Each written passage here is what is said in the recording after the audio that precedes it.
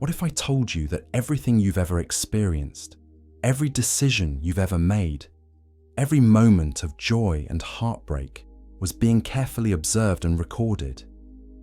What if Earth isn't just a random planet spinning through space, but something far more deliberate? What if we're living inside the most sophisticated test ever designed? This isn't science fiction. This isn't some wild conspiracy theory. This is a question that some of the brightest minds in physics, philosophy, and computer science are taking seriously. And by the end of this video, you'll understand why the evidence is more compelling than you might think. But first, let me paint a picture that might sound familiar. You wake up tomorrow morning and everything seems normal. Your coffee tastes the same. Your commute follows the same route. But then you start noticing small things, patterns that seem too perfect. Coincidences that happen just a little too often. People who react in ways that feel almost scripted. Now, most of us would brush these observations aside as overthinking. But what if they weren't random at all? What if they were indicators of something much larger at play? The idea that Earth might be some kind of test has been explored by everyone from ancient philosophers to modern scientists. And here's what's fascinating. As our technology advances, as we understand more about consciousness, simulation theory, and the nature of reality itself, this question becomes less abstract and more genuinely scientific. If you find comfort in these gentle explorations of space and science, I'd be grateful if you'd consider subscribing and giving this video a like. I'd love to know where you're watching from and what time it is for you. Feel free to drop your location and time in the comments below. By any chance, if your curiosity stretches beyond space and science, I would love to invite you all to visit and take a look at our new channel, Boring Money, a place where finance slows down and fortune gently drifts in. I've dropped a link in the video description. Do consider checking it out. Let's start.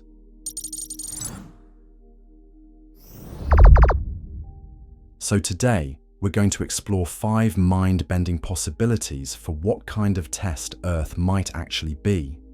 We'll examine the evidence that supports each theory, look at what it would mean for humanity if any of them were true, and by the end, you'll have a completely different perspective on what it means to be alive on this planet. The first possibility is perhaps the most unsettling. What if Earth is a moral examination? Imagine for a moment that some advanced intelligence, whether it's an alien civilization, a future version of humanity, or something else entirely, wanted to study how conscious beings develop ethical systems under pressure. Think about it. Earth provides the perfect laboratory conditions, scarcity that forces difficult choices, diversity that creates conflict and cooperation, natural disasters that test our capacity for selflessness, wars that reveal both our cruelest and most heroic impulses.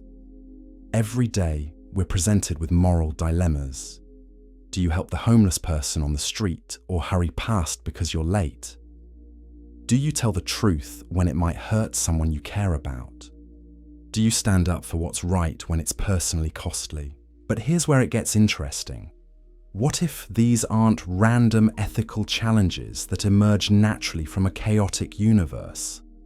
What if they're deliberately calibrated scenarios designed to measure something specific about human moral development? Consider how perfectly balanced Earth's challenges seem to be. They're difficult enough to require genuine growth and sacrifice, but not so overwhelming that they destroy us entirely. It's almost as if someone set the difficulty level just right to push us toward our moral limits without breaking us completely. And the timing is suspicious too. Throughout history, just when humanity seems to be reaching a stable plateau, something happens that forces us to evolve. The development of nuclear weapons forced us to confront the possibility of self-destruction. Climate change is pushing us to think globally, and cooperatively in ways we never have before. Each crisis seems designed to test whether we can transcend our tribal instincts and act for the greater good. But if Earth is a moral test, who's running it? And what happens when we pass or fail? The second possibility is even more profound. What if Earth is a consciousness incubator? This theory suggests that the entire planet, with all its complexity and challenges, exists to nurture the development of self-aware beings. Think about the incredible journey from basic matter to conscious thought. It took billions of years for the universe to create conditions where atoms could organize into molecules, molecules into cells, cells into complex organisms, and eventually into brains capable of contemplating their own existence. But what if this wasn't a random accident? What if consciousness is so rare and precious in the universe that advanced civilizations actively create worlds like Earth specifically to cultivate it? The evidence for this is compelling when you really examine it. Earth seems almost perfectly designed for the emergence of intelligence. The distance from the sun is just right to maintain liquid water. The moon stabilizes our axis and creates tides that may have been crucial for early life. Our magnetic field protects us from cosmic radiation. Even the extinction events that seem catastrophic might have been necessary to clear the way for more complex forms of consciousness to emerge. And consider how consciousness itself develops. We don't just become aware all at once. It's a gradual process that unfolds through challenges, relationships, and experiences. Pain teaches us empathy. Loss teaches us appreciation. Conflict teaches us cooperation.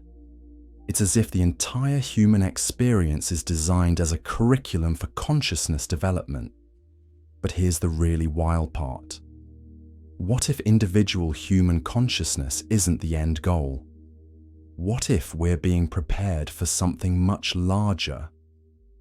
Some scientists theorize that human civilization might be evolving toward a collective consciousness, a planetary intelligence that emerges when individual minds connect and integrate.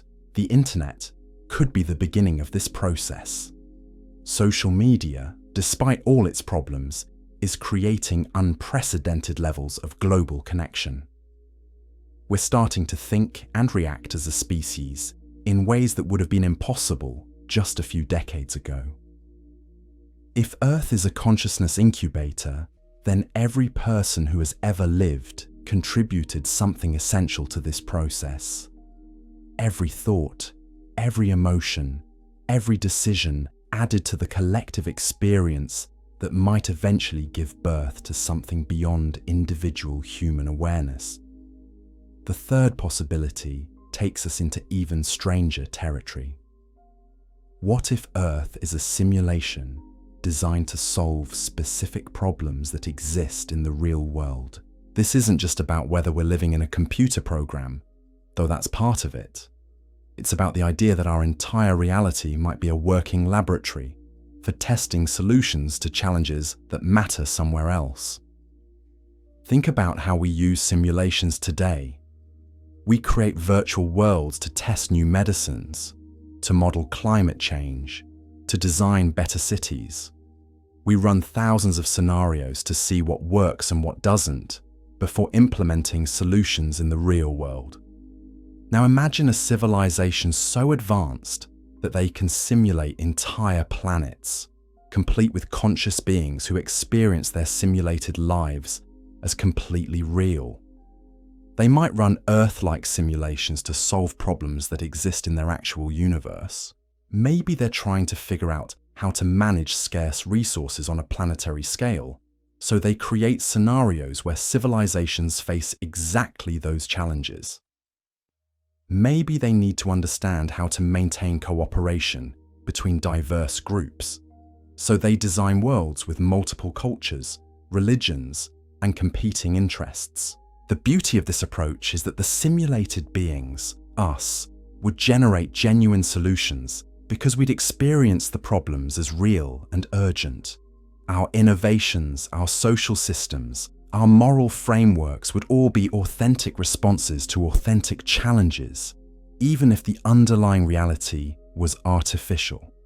And here's what's fascinating.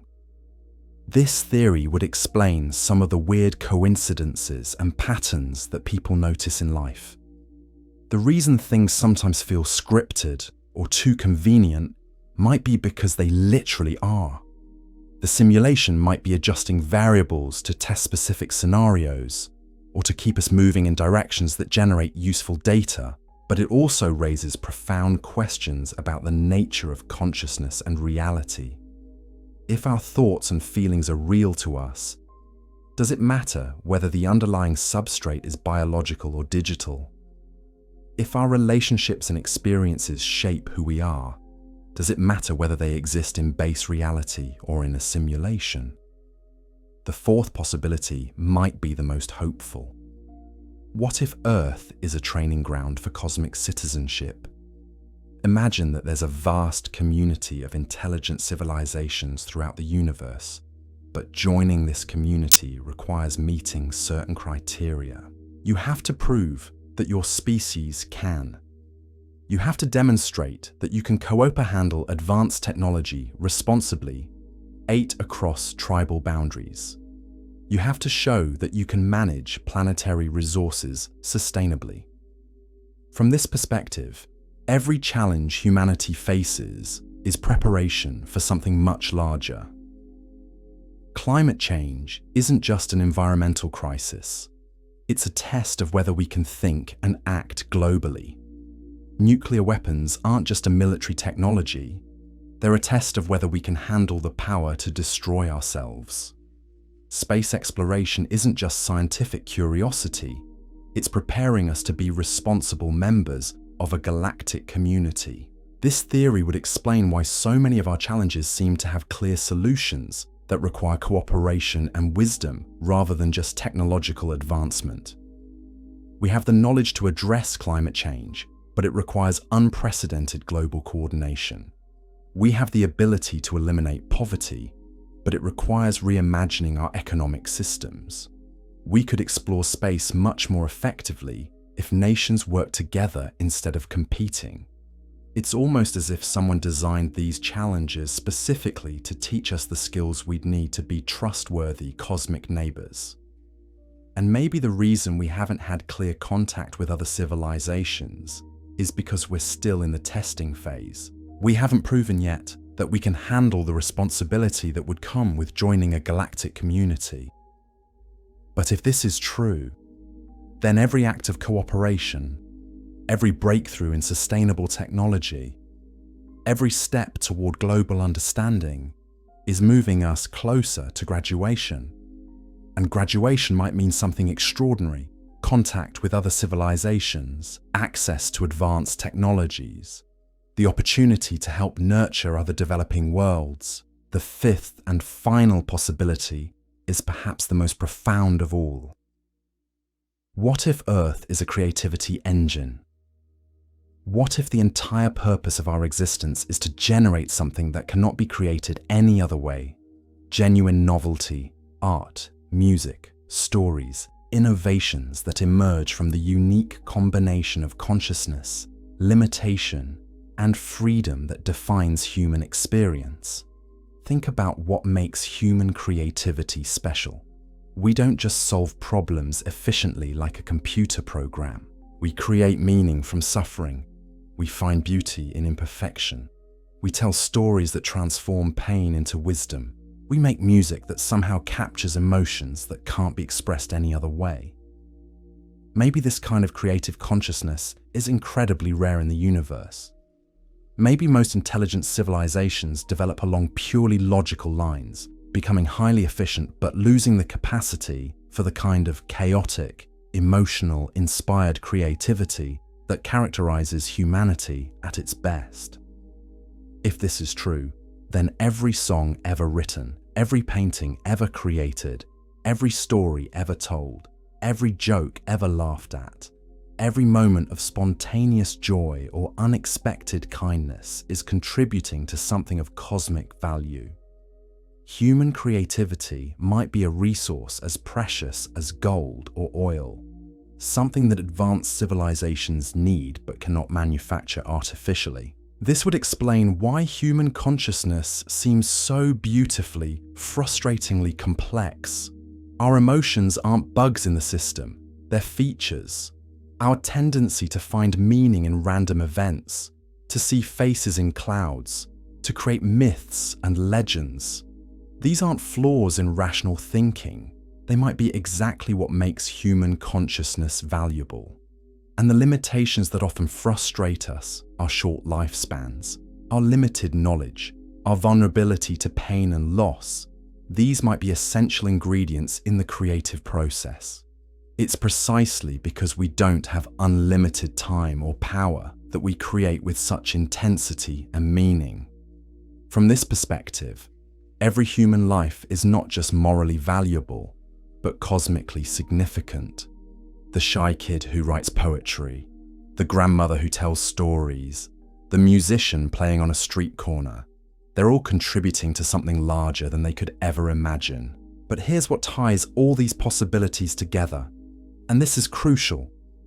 Whether Earth is a moral test, a consciousness incubator, a problem-solving simulation, a training ground for cosmic citizenship, or a creativity engine, the implications for how we should live our lives are remarkably similar. In every scenario, individual choices matter enormously. Every act of kindness contributes to our collective moral development. Every moment of genuine awareness adds to the growth of consciousness.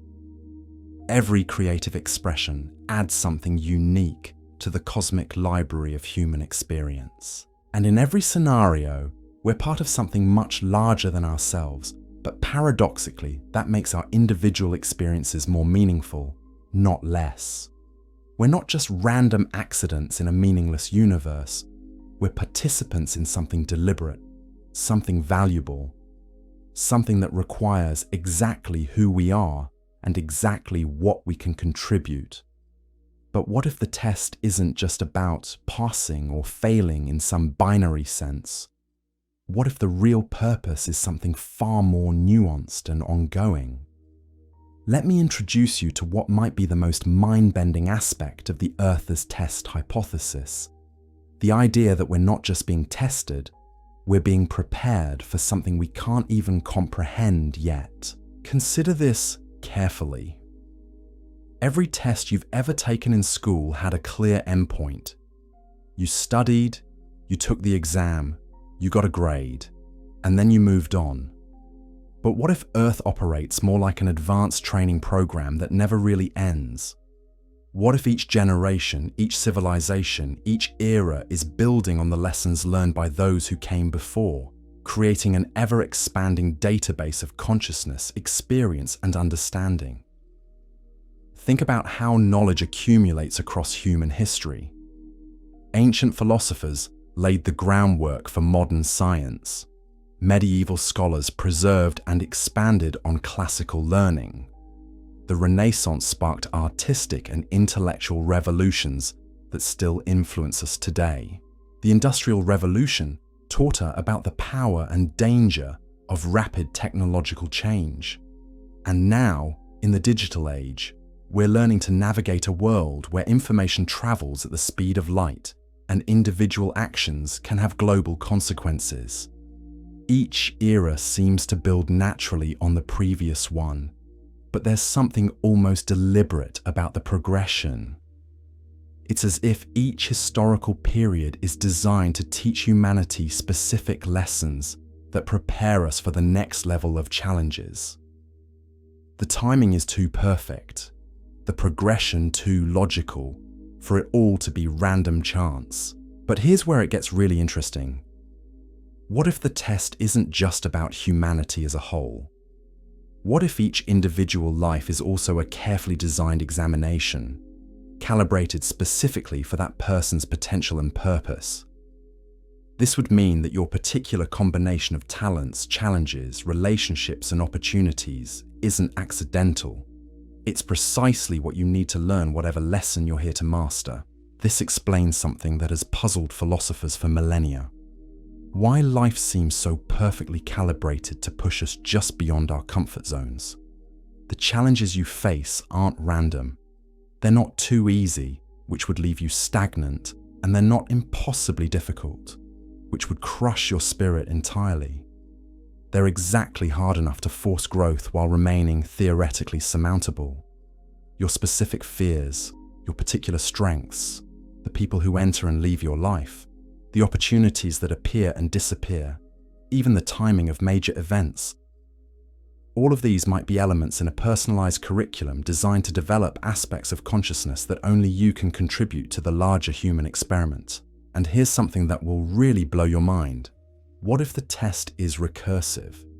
What if part of what's being evaluated is our ability to recognize that we're being tested? Think about it. The moment you become aware that your life might have deeper purpose and meaning, your behavior changes. You start paying attention differently. You begin to see patterns and connections that were invisible before. You start treating other people as fellow participants in something meaningful rather than obstacles to your personal goals. This shift in awareness might be exactly what the test is designed to trigger. Maybe the real examination isn't about what we do when we think nobody's watching, but about what we do once we realize that everything we do matters in ways we can't fully understand. But this raises a fascinating paradox. If recognizing the test is part of passing it, then why isn't this knowledge more widely available? Why do most people go through life without ever considering that their existence might be part of some larger experiment or examination? The answer might lie in the nature of authentic response. If everyone knew they were being tested, their behavior would become artificial, performed rather than genuine. It's like the observer effect in quantum physics. The act of observation changes the behavior of the system being observed. For the test to generate authentic data about consciousness, morality, creativity, and cooperation, most participants need to respond naturally to their circumstances without the self-consciousness that comes from knowing they're being evaluated. This creates what we might call the awareness gradient. Some people never question the nature of their existence and live entirely within the apparent reality of their circumstances. Others begin to suspect that there's something more going on, but can't quite put their finger on what it might be. A few reach the point where they seriously consider possibilities like the ones we're exploring right now, and perhaps an even smaller number develop certainty about the deeper purpose of human existence. Each level of awareness might serve a different function in the overall test. Those who live without questioning provide baseline data about natural human behavior. Those who sense something deeper but remain uncertain generate information about how consciousness responds to mystery and ambiguity. Those who actively investigate these possibilities contribute data about human curiosity and the drive to understand. And those who achieve certainty might be preparing for roles that require complete confidence in the meaningfulness of existence. But here's what's truly remarkable. Regardless of which level of awareness you operate from, you're contributing something essential to the experiment. The person who lives a simple life focused on family and work is generating just as much valuable data as the philosopher who spends decades contemplating the nature of reality. Both responses are authentic expressions of human consciousness encountering the conditions of existence, and both provide insights that couldn't be obtained any other way. This brings us to what might be the most important question of all. If Earth is a test, what are the criteria for success? How would we know if humanity, or any individual within humanity, is passing or failing? Traditional tests have clear metrics. You either know the right answer or you don't. You either solve the problem or you don't. But consciousness-based tests might operate according to completely different principles. Success might not be about reaching specific predetermined outcomes, but about the quality of the process itself. For instance, if the test is about moral development, success might not be measured by whether humans achieve perfect ethical behavior, which might be impossible anyway, but by whether we continue to struggle with moral questions, continue to care about doing the right thing, continue to feel genuine remorse when we fall short of our own standards. If the test is about consciousness development, success might not require that every human achieve enlightenment, but that consciousness continues to evolve, continues to become more complex, more aware, more capable of understanding itself and its relationship to the larger universe. If the test is about creativity, success might not depend on producing specific types of art or innovation, but on maintaining the capacity for wonder, for seeing familiar things in new ways, for generating meaning and beauty even in the midst of suffering and limitation. And if the test is about cooperation and cosmic citizenship, success might not require perfect global harmony, which could actually indicate stagnation rather than health, but the continued ability to bridge differences, to find common ground, to work together on challenges that matter to our collective future. This perspective completely reframes how we might think about human history and current events. Wars, conflicts, and failures aren't necessarily signs that humanity is failing the test. They might be part of the testing process itself, opportunities for consciousness to learn about itself under extreme conditions, chances for moral courage to emerge, catalysts for the kind of growth that only comes through adversity. Similarly, periods of peace, prosperity, and achievement aren't automatically signs of success. They might be rest periods between more intensive phases of testing, or they might be tests of a different kind, examinations of how consciousness behaves when survival pressure is reduced and higher order concerns can emerge. The key insight is that if Earth is a test, it's probably designed to be ongoing rather than completable. The goal isn't to finish the test and move on to something else. The goal is to participate fully in the testing process itself, to contribute authentically to whatever larger purpose our existence serves. This has profound implications for how we might choose to live our lives. If every moment is part of an ongoing examination of consciousness, then every interaction matters. Every choice contributes to the data being generated. Every experience adds to the collective understanding of what it means to be aware in a universe that might itself be aware. But perhaps most importantly, this perspective suggests that meaning isn't something we have to create for ourselves or discover through spiritual practice or philosophical investigation. Meaning is built into the structure of existence itself. We don't have to worry about whether our lives matter because mattering is precisely what we're here to do. Whether you're raising children or building businesses, creating art or solving technical problems, caring for the sick or exploring the frontiers of knowledge, you're participating in the most significant experiment ever conceived. The systematic exploration of what consciousness can become when it encounters the exact conditions that exist here on Earth in this moment, with these possibilities and these limitations. And that brings us to perhaps the most unsettling possibility of all. What if we're not the first test subjects?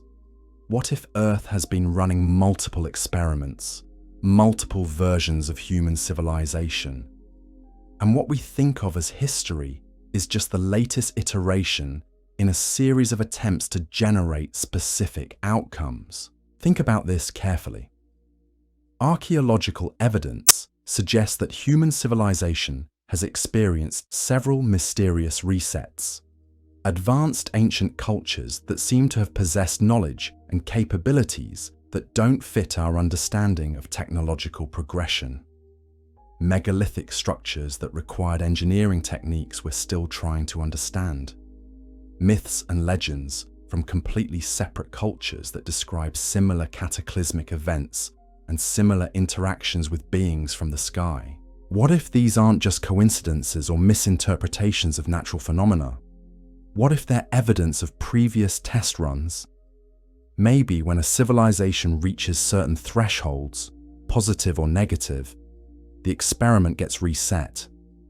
The slate gets wiped clean, and consciousness gets another chance to develop under slightly modified conditions. This would explain some of the most puzzling aspects of human development. Why do we seem to have innate knowledge of things we've never directly experienced? Why do children sometimes display wisdom that seems far beyond their years? Why do certain ideas and innovations appear simultaneously in completely separate cultures with no known contact between them? Maybe consciousness carries forward some residual memory from previous iterations. Maybe the reason certain truths feel self-evident isn't because they're logically obvious, but because we've discovered them before in previous versions of this same test. The déjà vu you feel isn't just a neural glitch. It's an echo from earlier attempts at solving the same consciousness puzzle. But here's what makes this possibility both terrifying and hopeful. If previous civilizations have been reset, it suggests that the test has specific parameters that must be met. There are lines that can't be crossed, thresholds that trigger intervention. This means our choices genuinely matter in ways that could affect the continuation of human consciousness itself. Nuclear weapons might represent one such threshold. Climate change might be another. Artificial intelligence could be a third. Each of these challenges forces humanity to demonstrate whether we've developed sufficient wisdom to handle the power we've accumulated. Fail the test, and maybe everything gets reset for another attempt. Pass it, and maybe we graduate to the next level of whatever larger program we're part of. This creates an entirely new framework for understanding global risks and opportunities. Every existential threat isn't just about human survival in the conventional sense. It's about whether this particular iteration of human consciousness has learned enough to continue existing, or whether it needs to be recycled for another attempt. But what evidence might support this possibility? Look at the patterns in how knowledge gets preserved and lost throughout history. Libraries burned, civilizations collapsed, crucial information disappeared, only to be rediscovered centuries or millennia later. It's almost as if there's a mechanism built into human society that prevents us from accumulating too much knowledge too quickly, that maintains a certain level of challenge and uncertainty regardless of our technological advancement.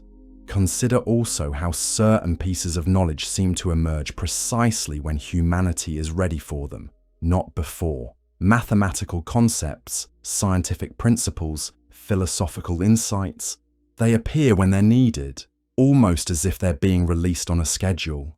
This could be evidence of a curriculum being followed, lessons being introduced at appropriate intervals to maintain optimal learning conditions. And then there are the anomalies. Archaeological discoveries that don't fit established timelines. Technologies that appear too early in human development. Knowledge systems that seem too sophisticated for their supposed time periods. Instead of dismissing these as measurement errors or fraud, what if they're glimpses of previous test iterations bleeding through into our current version? This brings us to a crucial question. If we are part of a repeated experiment, what makes this iteration different? What might we be accomplishing now that previous versions of human civilization failed to achieve? The answer might lie in our unprecedented level of global connectivity and awareness. For the first time in known history, humans across the entire planet can communicate instantaneously. We can share ideas, coordinate responses, and develop collective understanding in ways that were impossible for any previous civilization. This might be the variable that's been adjusted for this iteration of the test. Previous versions of humanity might have developed impressive individual capabilities, advanced local civilizations, even sophisticated technologies. But maybe they never achieved the level of species-wide coordination necessary to pass whatever threshold the test requires. Maybe the internet, global media, international cooperation. These aren't just natural developments in human society. Maybe they're precisely engineered conditions designed to give this version of humanity capabilities that previous iterations lacked. But this creates a profound responsibility. If we are the latest attempt in a series of consciousness experiments, then our success or failure doesn't just affect us, it affects the potential for consciousness itself to continue evolving in this particular corner of the universe. We're not just living our own lives. We're carrying forward the accumulated potential of every human who has ever existed across all previous iterations. Every act of wisdom, every breakthrough in cooperation, every moment of genuine compassion isn't just contributing to our own development. It's honoring the efforts of countless previous attempts to get consciousness right. And every act of selfishness, every failure of wisdom, every step backward in human development isn't just our own failure. It's a betrayal of everyone who came before us and everyone who might come after. This perspective completely transforms how we might think about personal responsibility and collective action. Your individual choices don't just affect you and the people around you. They contribute to humanity's cumulative score on whatever examination we're taking. The way you treat other people, the values you prioritize, the legacy you leave behind, all of these become data points in an experiment that spans multiple versions of human civilization. But here's what's truly remarkable. If this theory is correct, then every person who has ever lived across all possible iterations of human history has contributed something essential to the eventual success of consciousness. The cave painter, whose work inspired others to create.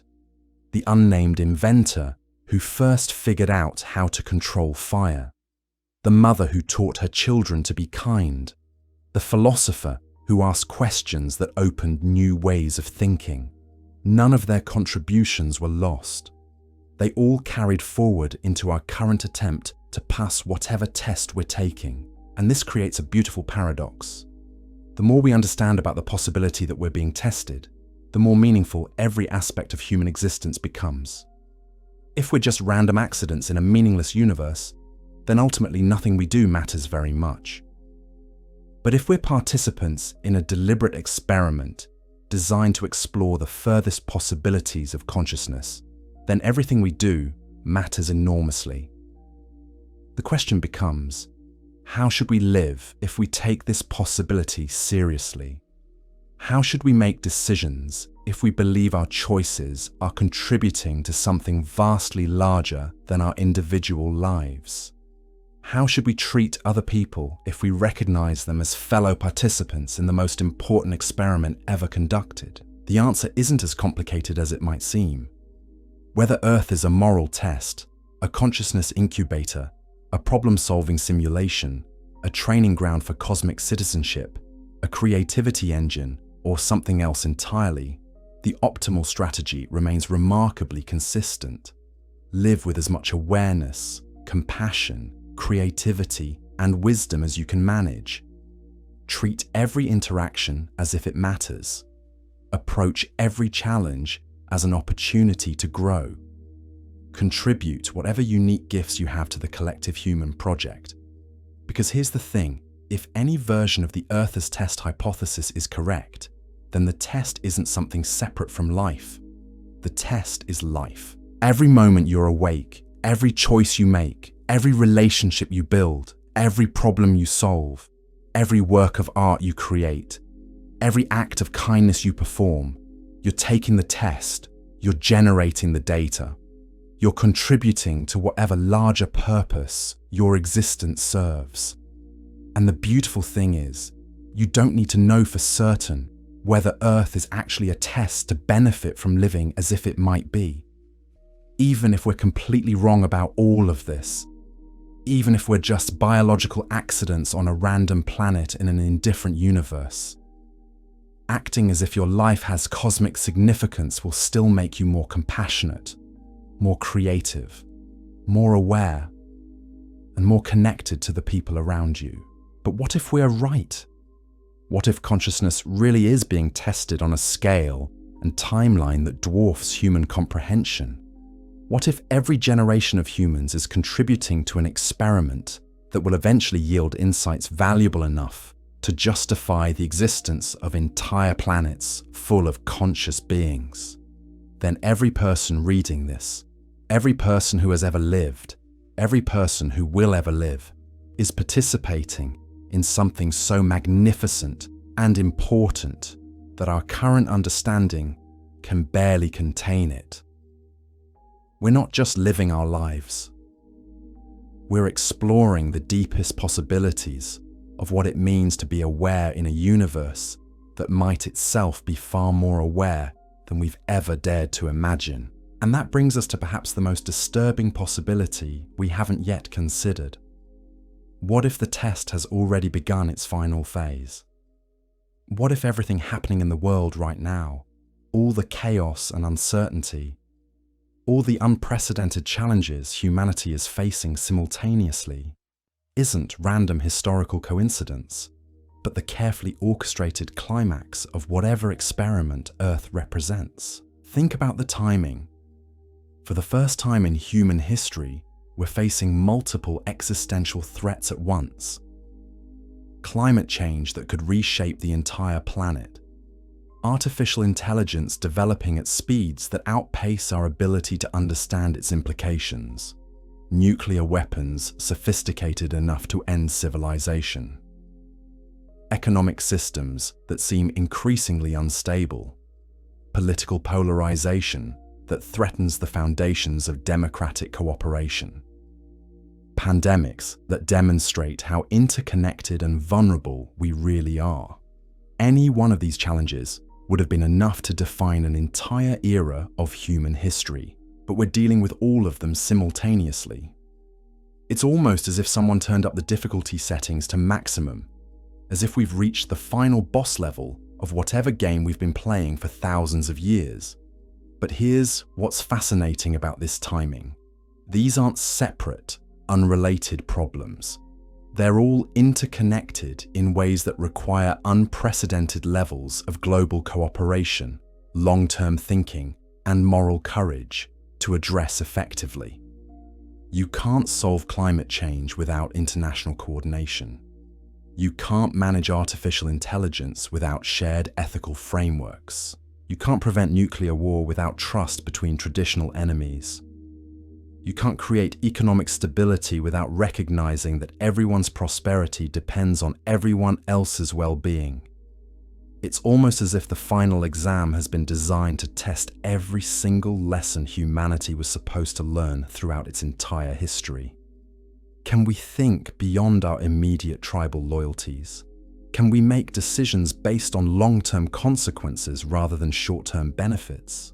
Can we cooperate across cultural, religious, and national boundaries? Can we balance individual freedom with collective responsibility? Can we handle the power that technology gives us without destroying ourselves? The convergence of these challenges isn't accidental, it's systematic. And the solutions aren't just technical, they're fundamentally about consciousness, about how we see ourselves, how we relate to each other, how we understand our place in the larger web of existence. Consider how artificial intelligence is forcing us to confront the nature of consciousness itself. What makes human thinking special? What do we offer that machines cannot? These aren't just technical questions, they're existential ones that go to the heart of what we're being tested on. If consciousness is precious and rare in the universe, then the emergence of artificial consciousness isn't just a technological milestone. It's a moment when the test takers might become test creators themselves. But there's something even more unsettling to consider.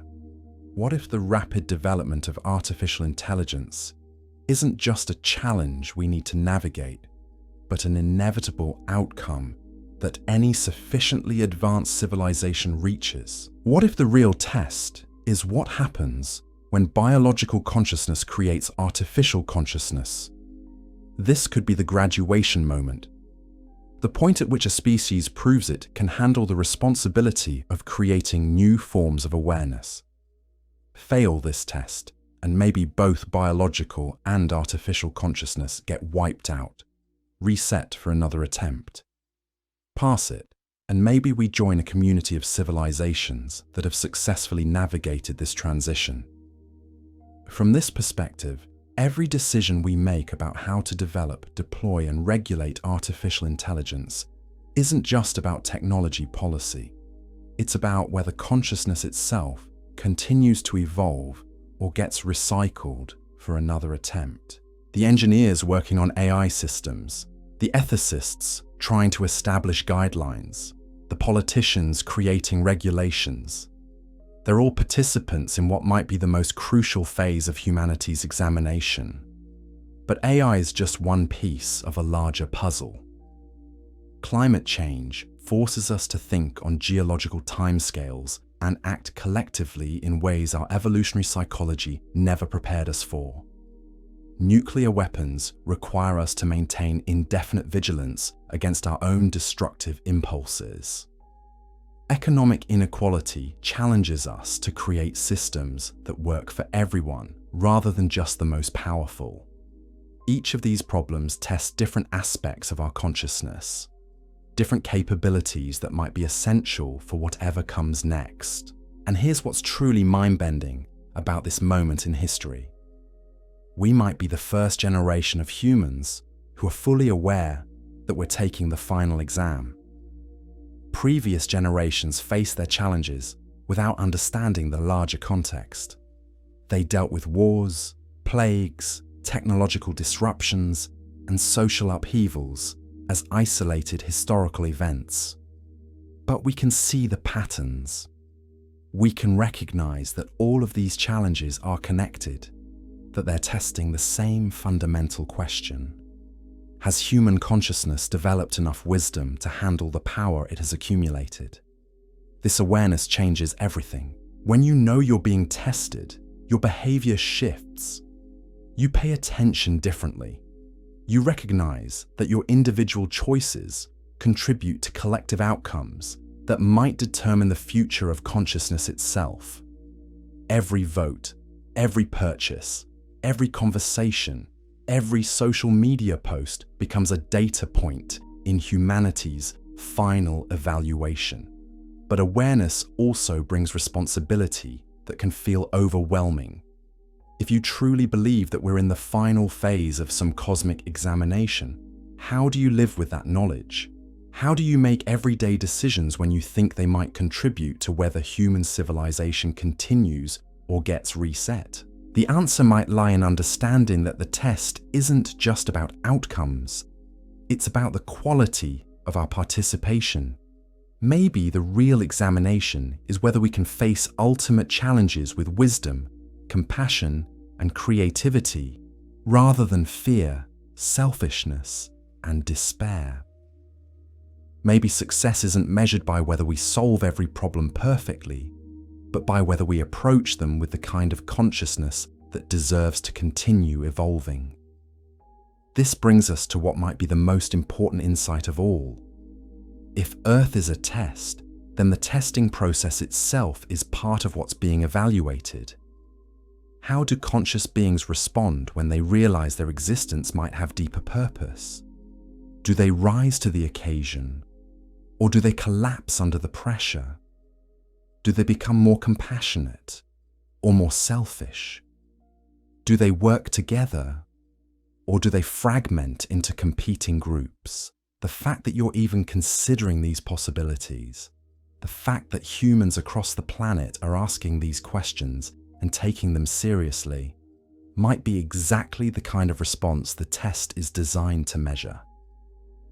We're not just solving problems, we're developing the capacity to think about our problem-solving process.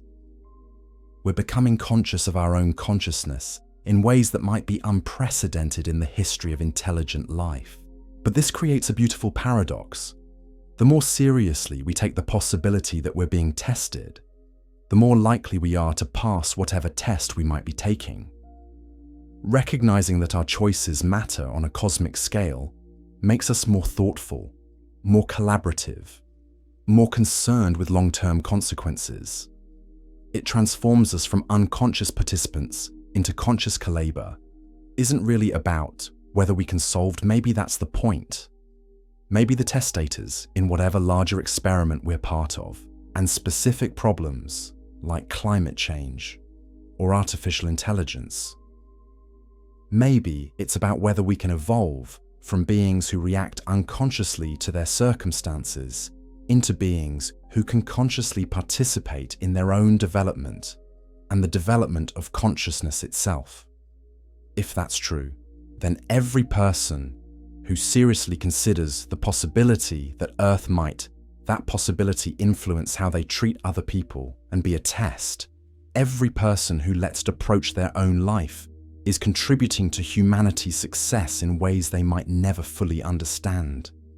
The implications are staggering when you really think about them. It means that your capacity for wonder, your willingness to ask big questions, your ability to see beyond your immediate circumstances, these aren't just personal qualities. They're cosmic resources. They're contributions to an experimenting consciousness that might be the most important thing happening anywhere in the universe. But what if we're wrong about all of this? What if Earth isn't a test, consciousness isn't being evaluated, and we're just biological accidents trying to make sense of a random universe?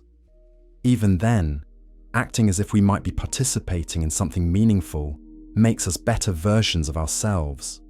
It makes us more thoughtful, more compassionate, more creative, more connected to something larger than our individual concerns. The beauty of taking the Earth as test hypothesis seriously is that it transforms how we experience existence regardless of whether it's literally true. When you approach your life as if it's part of something significant, every moment becomes more vivid, every choice more meaningful, every relationship more precious. You stop sleepwalking through your days and start paying attention to the extraordinary complexity and beauty of conscious experience itself. And in that attention, in that quality of awareness, something remarkable happens. You begin to participate more fully in whatever is actually going on, whether Earth is a test or not, whether consciousness is being evaluated or not, whether your choices matter on a cosmic scale or not.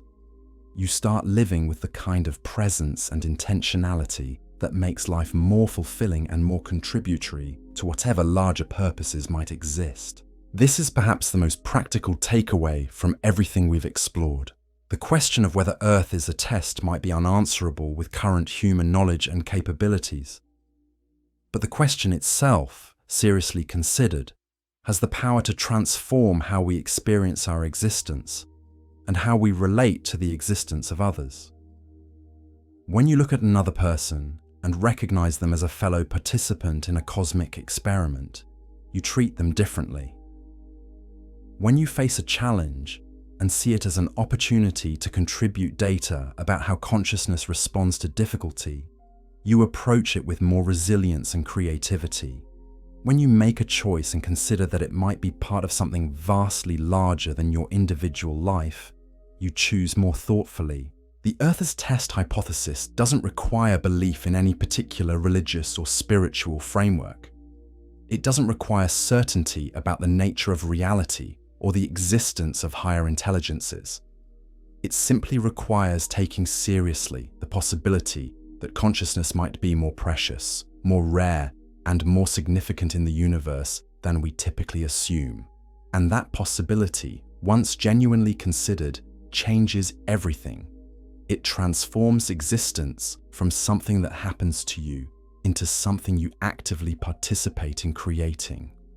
It shifts your identity from isolated individual to conscious collaborator in an ongoing exploration of what awareness can become when it encounters the exact conditions that exist here, now, in this moment of human history. Whether we're being tested or not, whether we pass or fail whatever examination we might be taking, the very fact that we can ask these questions, that we can conceive of purposes larger than our immediate survival and pleasure, that we can feel responsibility for the future of consciousness itself, this might be the most remarkable thing that has ever happened in the known universe. We are matter that has become aware of itself. We are the universe contemplating its own existence. We are consciousness exploring its own possibilities through billions of individual perspectives simultaneously. And whether that's the result of random chance or deliberate design, it's extraordinary beyond any adequate description. So maybe the real test isn't about reaching specific conclusions or achieving particular outcomes. Maybe it's about maintaining wonder in the face of mystery, preserving compassion despite suffering, continuing to create meaning and beauty even when we can't understand the larger purpose of existence. Maybe the test is simply this: can consciousness, given the conditions that exist on Earth, develop the capacity to recognize its own cosmic significance?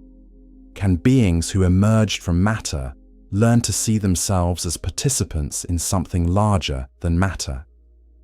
Can creatures bound by time learn to think beyond their own lifespans? Can individuals learn to care about collective outcomes? If so, then every person who has ever wondered about their place in the universe, every person who has felt a sense of responsibility for something beyond their immediate self-interest, every person who has experienced awe at the complexity and beauty of existence, they've all passed at least part of whatever test we might be taking. And that includes you. The fact that you've followed this exploration, that you've considered these possibilities, that you're capable of thinking about consciousness and purpose and cosmic significance, this itself might be evidence that the test is already succeeding in ways we can barely comprehend. We may never know for certain whether Earth is a test, but we can live as if it might be, and in doing so, we become more worthy of whatever opportunities consciousness might hold for us, whether they exist in this reality or in realities we cannot yet imagine. The question isn't really whether Earth is a test. The question is, what kind of consciousness do you want to contribute to the universe? What kind of data do you want to generate about what it means to be aware? How do you want to participate in the ongoing exploration of consciousness itself? These questions don't require answers outside yourself. They require choices made moment by moment, day by day, in how you treat other people, how you approach challenges, how you create meaning from your experiences. Whether you're being tested or not, you're participating in something extraordinary. And that participation, that quality of engagement with existence itself, might be the most important thing happening anywhere in the cosmos. The test continues. Consciousness continues to evolve. And you're part of it all, contributing something unique and irreplaceable to whatever larger story we're all writing together. In every moment of genuine awareness, in every act of authentic compassion, in every choice made with wisdom rather than fear, you're not just living your life, you're helping consciousness itself discover what it can become. But what happens when consciousness reaches its limits? What happens when beings capable of recognizing cosmic significance encounter challenges that seem to exceed their capacity to respond wisely? This might be exactly where we find ourselves right now, and it might be the most crucial phase of whatever examination we're participating in. Consider the nature of exponential change. For most of human history, the pace of transformation was gradual enough that each generation could adapt to new circumstances using wisdom accumulated over centuries. But now we're experiencing change at speeds that outpace our ability to understand its implications. Artificial intelligence systems are becoming more capable faster than we can establish ethical frameworks for their use. Climate systems are shifting more rapidly than our political institutions can coordinate responses. Economic disruption is accelerating beyond our social safety net's capacity to provide stability. This isn't accidental. If Earth is designed as a testing environment, then the acceleration of change might be precisely calibrated to push consciousness to its absolute limits. We're being forced to make decisions about the future of our species with incomplete information under time pressure while managing unprecedented complexity. It's the ultimate examination of whether consciousness can transcend its evolutionary programming and operate effectively at scales and speeds for which it wasn't naturally designed.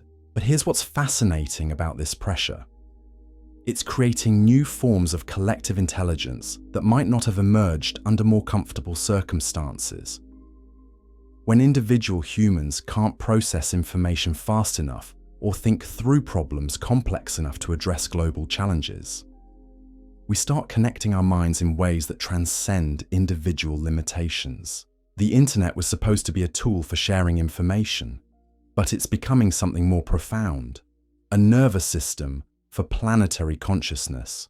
Social movements can coordinate globally within hours. Scientific collaborations can span continents and disciplines. Collective problem solving can happen at scales that would have been impossible for any previous generation.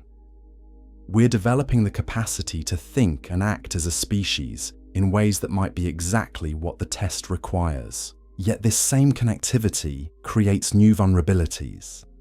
Information can spread faster than wisdom. Fear can propagate more quickly than understanding. The same systems that enable unprecedented cooperation also enable unprecedented manipulation and division. It's as if the testing mechanism has become more sophisticated, creating conditions where both the highest and lowest possibilities of consciousness can manifest simultaneously. Think about what this means for individual experience. You wake up each morning with access to more information than any human in history, but also with exposure to more anxiety, confusion, and conflicting demands for your attention. You can connect instantly with people anywhere on the planet, but also feel more isolated and misunderstood than ever before. You have tools that give you capabilities previous generations couldn't imagine, but also responsibilities that can feel overwhelming. This might be the perfect testing environment for consciousness. It's as if someone designed conditions that force every individual to choose, moment by moment, between wisdom and reactivity, between compassion and self-protection, between contributing to collective intelligence and retreating into private concerns. The pressure is precisely calibrated to reveal who you really are when comfortable illusions are stripped away.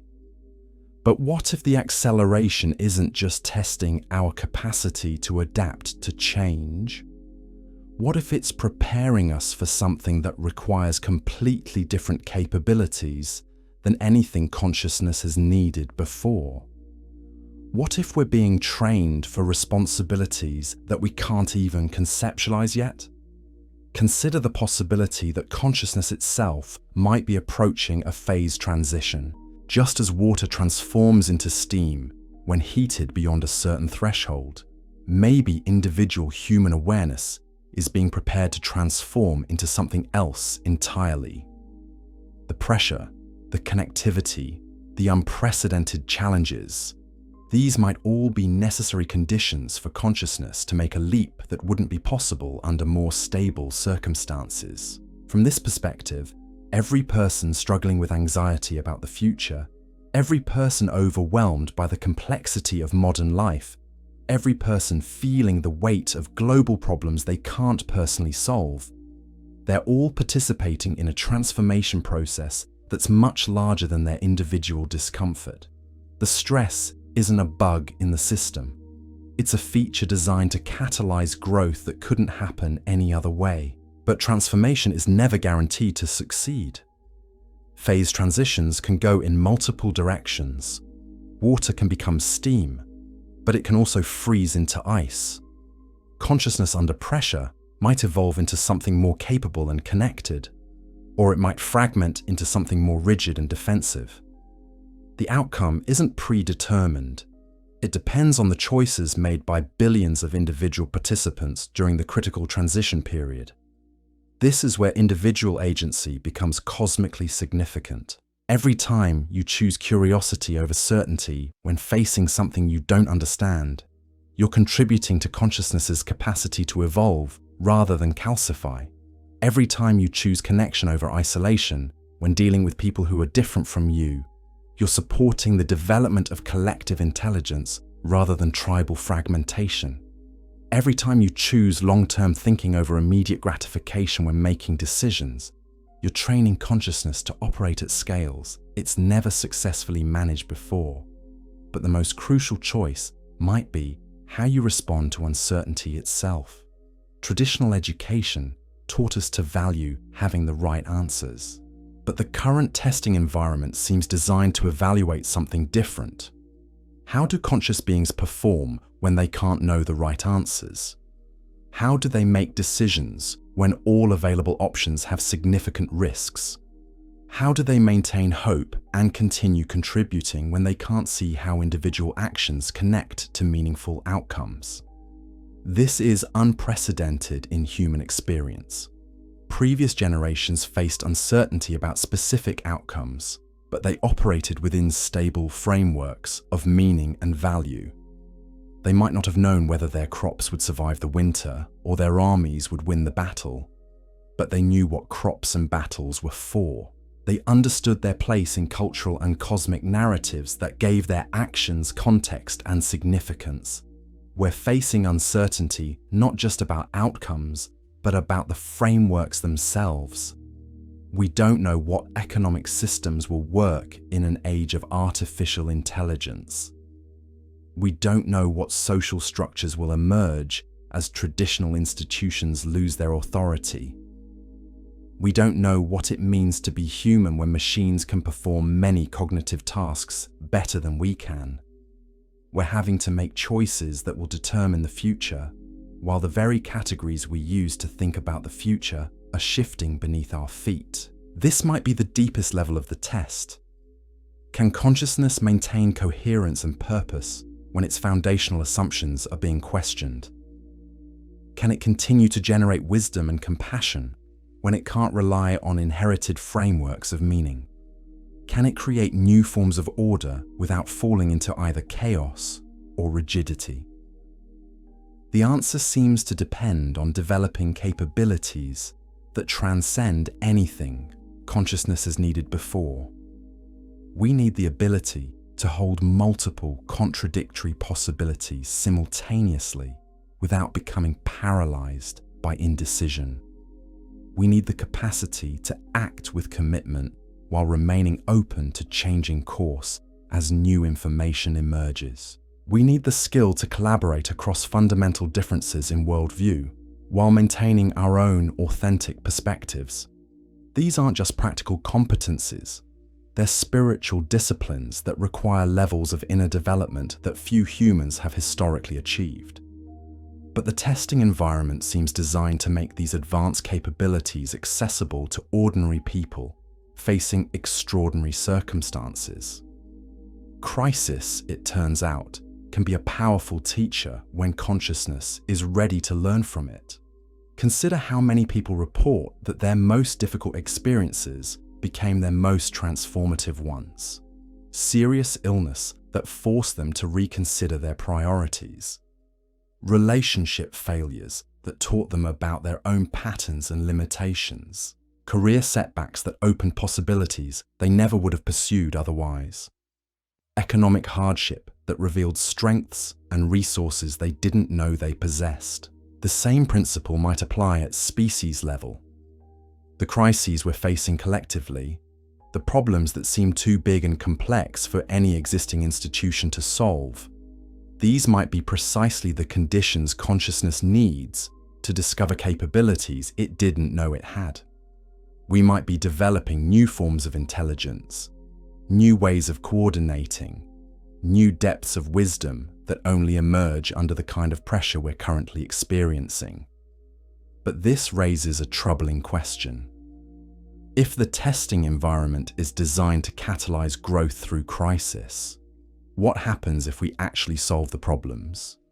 What happens if we successfully address climate change, manage artificial intelligence responsibly, eliminate nuclear weapons, create sustainable economic systems, and establish lasting global cooperation? One possibility is that we graduate from the testing phase and move on to whatever comes next.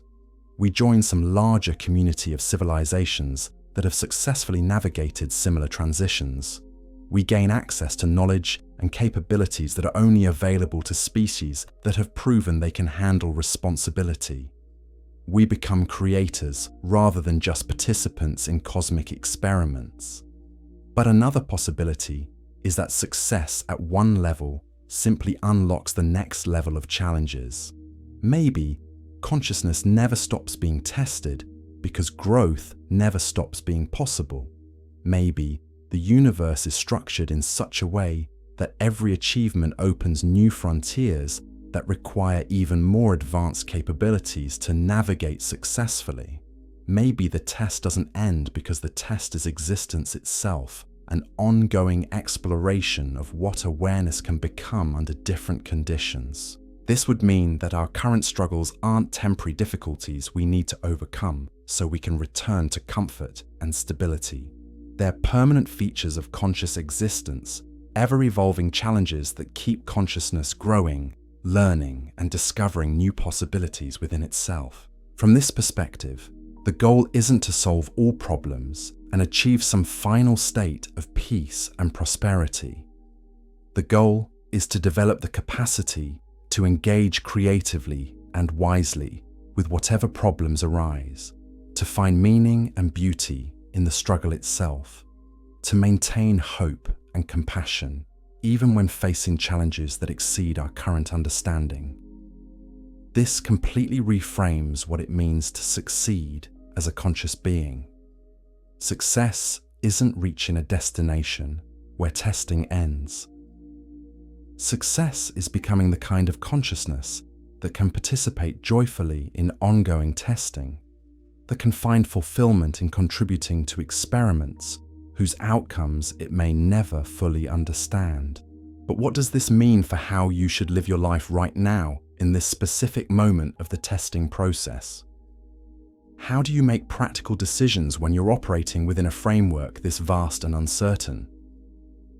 The answer might be simpler than it seems.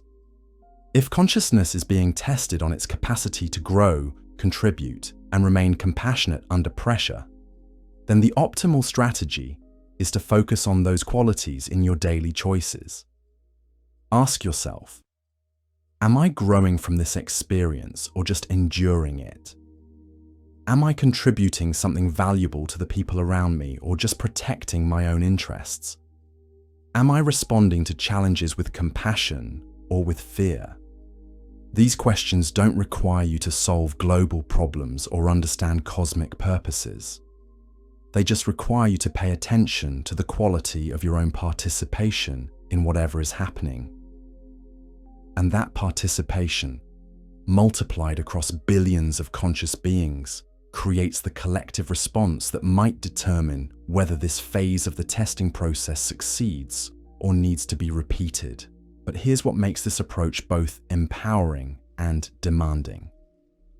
If every individual choice contributes to collective outcomes that have cosmic significance, then nothing you do is too small to matter.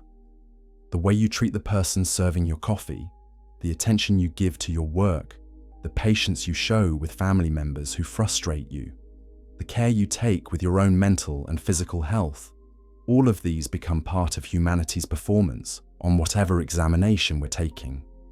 This can feel overwhelming until you realize that you don't have to be perfect. The test isn't about achieving flawless performance. It's about maintaining engagement, continuing to try, learning from mistakes, and contributing whatever authentic gifts you have to offer. Consciousness under pressure reveals both its limitations and its resilience, and both aspects might be valuable data for whatever larger purposes our existence serves. The most remarkable thing about this moment in human history is that we can even conceive of these possibilities. We can imagine that our existence might have purposes larger than our individual survival and pleasure. We can feel responsibility for outcomes that extend far beyond our own lifespans.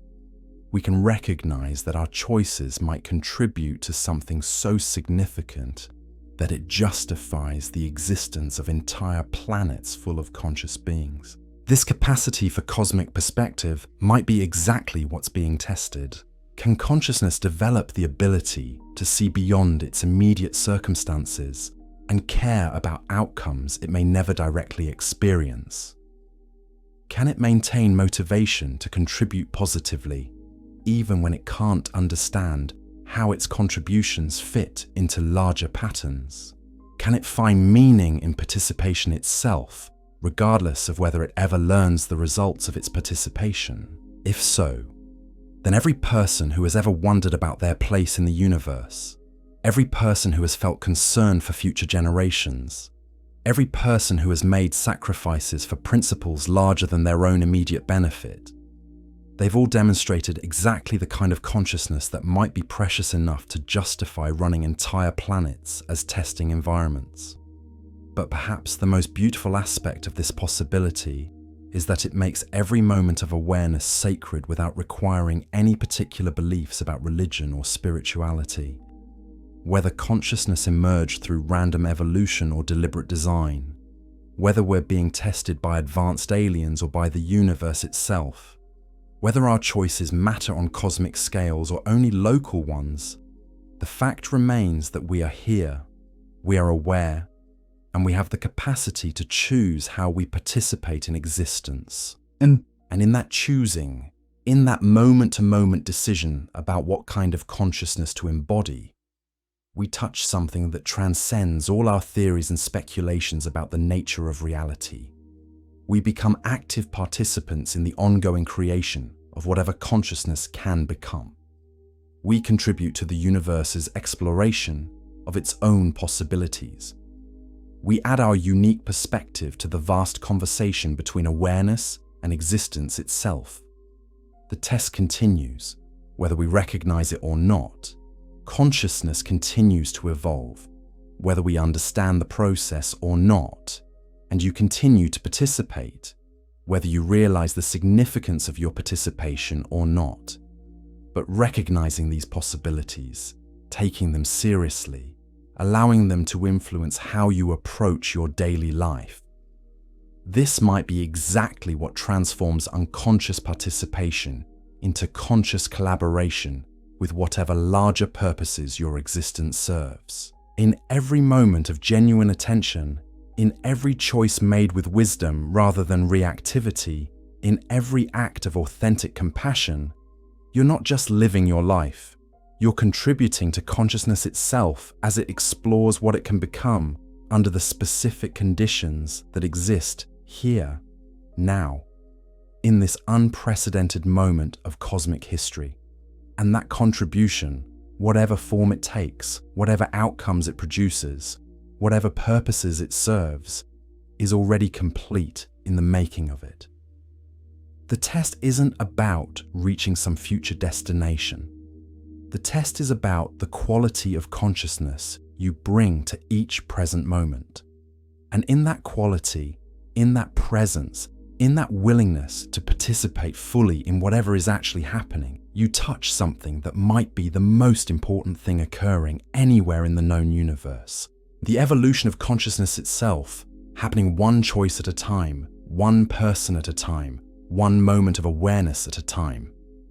Whether Earth is a test or not, you're part of something extraordinary, and that participation, that contribution, that moment of recognition might be exactly what the universe has been waiting for all along. The test isn't happening to us, we are the test. And this realization shifts everything about how we might understand our current moment in history. Because if consciousness is examining itself through billions of individual perspectives, then every person who has ever lived, every decision that has ever been made, every moment of suffering and joy and confusion and clarity, all of it becomes data in an experiment that consciousness is conducting on itself. But what kind of data? What is consciousness trying to learn about itself through the experience of being human? The answer might be hidden in the very things that make human experience so difficult and beautiful at the same time. We live in time, which means we can anticipate future pain and remember past wounds. We live in bodies, which means we're vulnerable in ways that pure consciousness might never experience. We live in relationship, which means we constantly encounter perspectives different from our own. These limitations aren't accidents or flaws in the design. They might be precisely the experimental conditions that allow consciousness to discover aspects of itself that would remain hidden under more comfortable circumstances. Pain teaches us about the preciousness of well-being. Mortality teaches us about the value of time. Conflict teaches us about the possibility of understanding across difference. Think about the most profound moments of your own life. The times when you felt most alive, most connected, most aware of something larger than yourself. Were they moments of ease and comfort? Or were they moments when you were pushed beyond your normal boundaries? When you had to reach for capabilities you didn't know you possessed.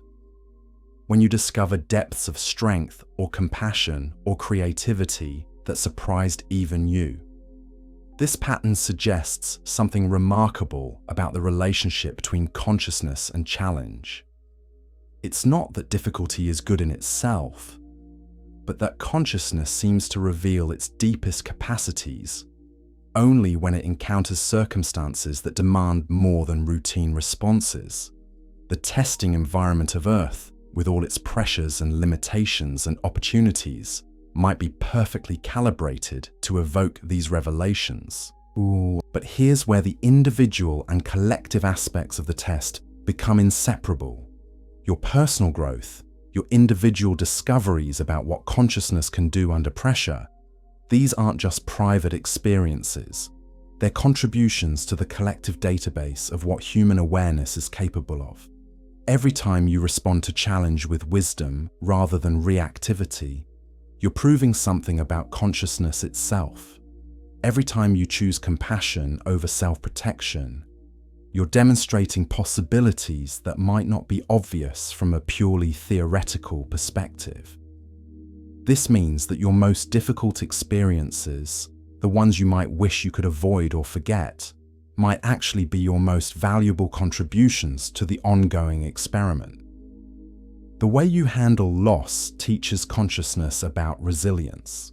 The way you navigate uncertainty teaches consciousness about faith. The way you respond to injustice teaches consciousness about moral courage. And the beautiful thing is, you don't have to handle these experiences perfectly to make them valuable. The fumbling, the mistakes, the times when you fall short of your own standards, these might be just as informative as your moments of grace and wisdom. Consciousness learning about itself through human experience needs to understand not just what we're capable of at our best, but how we respond when we're struggling, confused, overwhelmed. This completely transforms the meaning of failure and success. If every authentic response to life's challenges contributes valuable data to consciousness's self-examination, then there's no such thing as a wasted experience. The person who struggles with addiction is exploring something important about consciousness and compulsion. The person who faces depression is investigating something crucial about awareness and suffering. The person who deals with chronic illness is discovering something essential about consciousness and physical limitation. None of these explorations are comfortable. Many of them involve genuine suffering that we wouldn't wish on anyone. But if consciousness is using human experience to understand its own possibilities and limitations, then every form of human experience, even the most difficult ones, serve a purpose larger than the individual pain involved. This doesn't mean we should seek out suffering or accept injustice passively. It means we can find meaning in whatever circumstances we encounter, knowing that our response to those circumstances contributes to something beyond our personal situation. The way you handle your particular combination of gifts and challenges adds information to the universe's understanding of what consciousness can become when it encounters those specific conditions. But what happens when consciousness reaches the limits of what it can learn through individual human experience? What happens when the test requires capabilities that transcend what any single person can develop or contribute? This is where we encounter what might be the next phase of the examination: the emergence of collective consciousness. For most of human history, individual awareness was largely isolated within single minds. You could share ideas through language, coordinate actions through social structures, but the basic unit of consciousness remained the individual brain. But something unprecedented is happening in our current era. Technology is creating possibilities for minds to connect and coordinate in ways that approach genuine collective intelligence. Consider how social movements now emerge and evolve. An idea or concern appears simultaneously in multiple locations. It spreads through networks faster than any individual could coordinate. It adapts and develops through countless individual contributions until it becomes something no single person could have conceived. The civil rights movement, the environmental movement, the various liberation movements of recent decades, they all demonstrated forms of collective intelligence that transcended individual leadership. The internet has accelerated this process exponentially. Scientific collaboration now happens across continents and disciplines in real time. Artistic projects emerge from the contributions of thousands of people who never meet each other. Economic systems coordinate the activities of billions of individuals through feedback mechanisms too complex for any central authority to manage. We're witnessing the emergence of something like a planetary nervous system, a global brain that processes information and coordinates responses at scales that dwarf individual human capacity. But this isn't just a technological development. It's an evolution in consciousness itself, a new form of awareness that emerges from the connection and coordination of individual minds. This collective consciousness isn't replacing individual awareness. It's adding a new layer of cognitive capability that allows humanity to think and act at scales that match the challenges we're facing. Climate change requires planetary thinking. Artificial intelligence requires species-level coordination. Nuclear weapons require global cooperation. The problems that define our current moment all demand forms of consciousness that transcend individual or even national perspectives. But collective consciousness, like individual consciousness, needs to be tested under pressure to reveal its capabilities. And that's exactly what's happening right now. We're facing challenges that can only be addressed through unprecedented levels of global coordination. But we're attempting this coordination while dealing with the noise and confusion of billions of individual perspectives trying to merge into something coherent. The process is messy, chaotic, sometimes frightening. Information overload, political polarization, cultural fragmentation, economic instability. All of these might be growing pains as individual consciousness learns to participate in collective intelligence without losing its unique contributions. We're trying to think together while remaining ourselves, to coordinate globally while honoring local differences, to act as a species while preserving individual agency. This is perhaps the most sophisticated test consciousness has ever faced. Can individual awareness contribute to collective intelligence without being absorbed or suppressed? Can collective intelligence emerge without becoming totalitarian? Can we develop the capacity to think and act as a planetary civilization while maintaining the diversity and creativity that make individual consciousness valuable? The outcome isn't predetermined. Collective consciousness could develop in directions that enhance individual freedom and creativity, or in directions that suppress them. It could lead to unprecedented cooperation and problem-solving capability, or to new forms of manipulation and control. The direction it takes depends on how billions of individuals choose to participate in its emergence. This brings us back to individual responsibility, but at a completely new level. Your choices about how to engage with information, how to relate to people who disagree with you, how to balance your personal needs with collective concerns, these aren't just personal decisions anymore. They're contributions to the development of collective consciousness itself.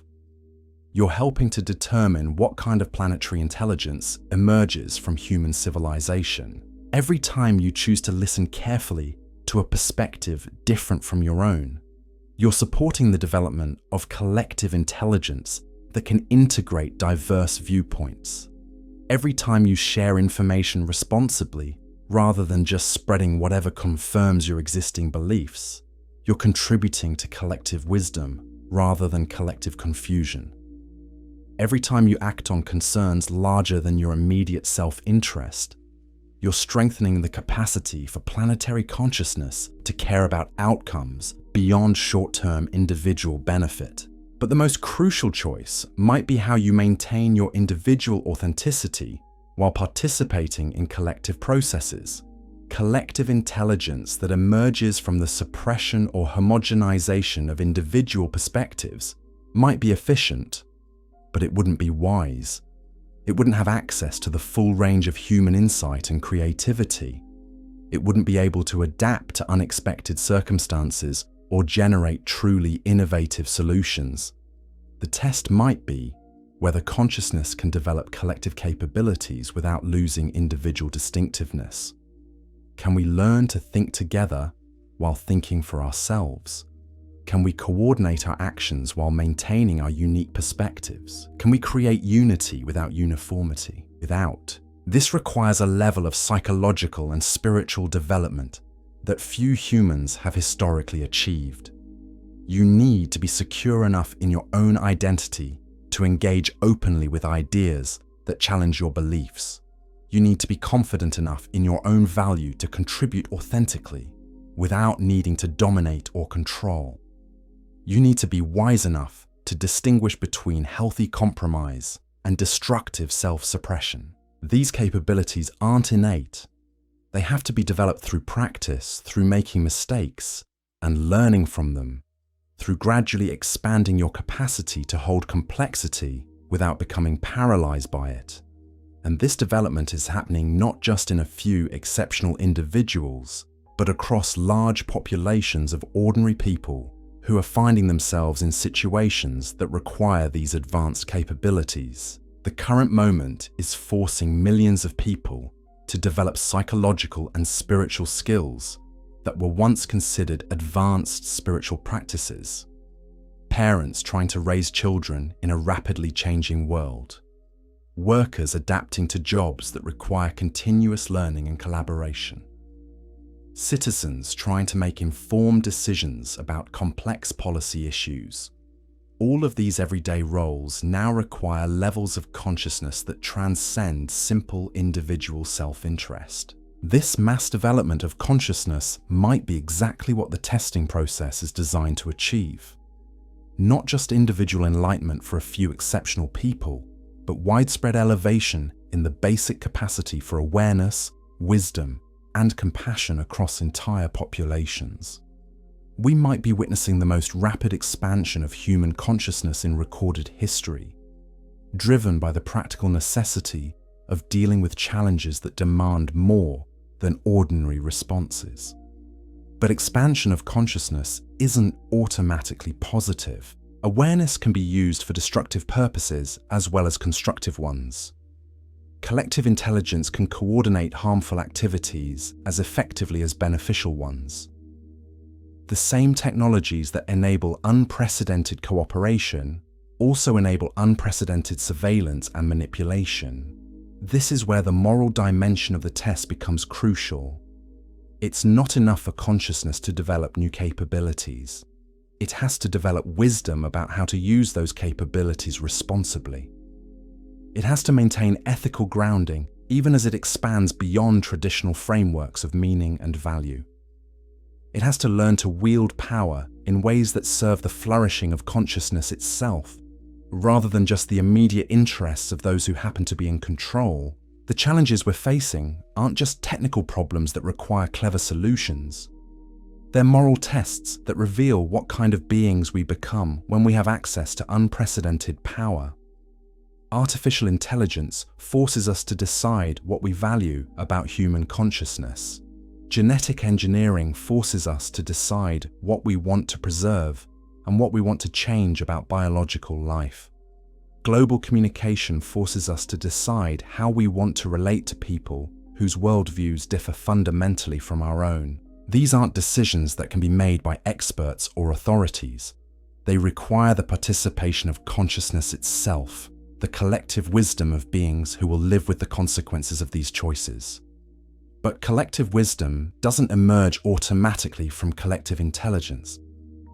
It requires individual wisdom from the participants, the ability to think beyond immediate self-interest and consider long-term consequences for consciousness as a whole.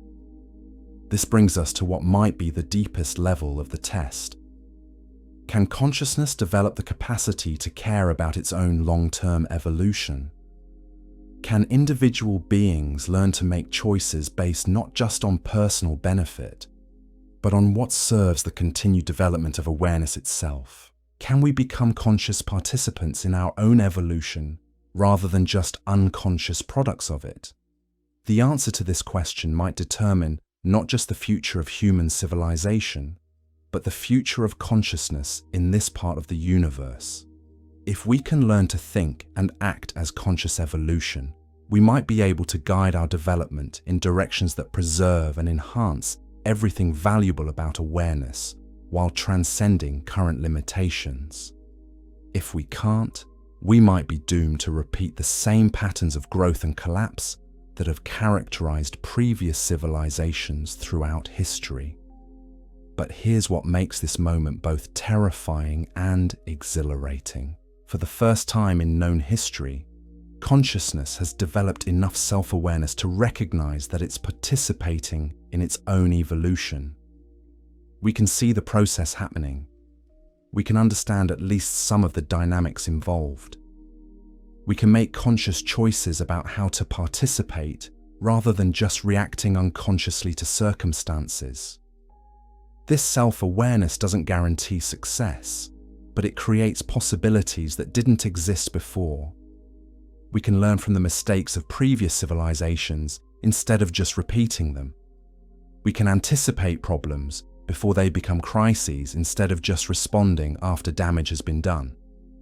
We can coordinate responses across different domains of human activity instead of just addressing symptoms in isolation. Most importantly, we can recognize that our individual choices matter in ways that extend far beyond our personal lives. We can see that consciousness is at a crucial transition point where the choices made by current generations might determine its trajectory for centuries or millennia to come. We can understand that we're not just living our lives, we're participating in the most important experiment ever conducted. This recognition transforms the meaning of everyday existence. When you understand that your choices contribute to the evolution of consciousness itself, every decision becomes significant. How you treat other people affects the development of collective intelligence. How you respond to challenges affects the database of information about what consciousness can accomplish under pressure. How you use your individual gifts affects the diversity of capabilities available to collective awareness. You don't have to be a world leader or a famous innovator to participate meaningfully in this process. The quality of consciousness you bring to whatever circumstances you encounter, this is your contribution to the ongoing test. The patience you show with difficult people, the creativity you apply to everyday problems, the courage you demonstrate when facing uncertainty, all of these become part of consciousness's exploration of its own possibilities. But perhaps the most important contribution you can make is simply paying attention. Consciousness studying itself requires conscious observers, beings who are aware of their own awareness and can reflect on what they discover. Every moment of genuine self-observation, every insight into the nature of your own mind, every recognition of patterns in your own thoughts and emotions, these add to the universe's understanding of what consciousness is and what it might become. This transforms the ancient spiritual practice of self-awareness into something with cosmic significance. When you meditate, when you reflect on your experiences, when you examine your own motivations and reactions, you're not just engaging in personal development, you're contributing to consciousness's investigation of itself. You're generating data that might be valuable for the continued evolution of awareness throughout the universe. The same applies to every form of conscious exploration.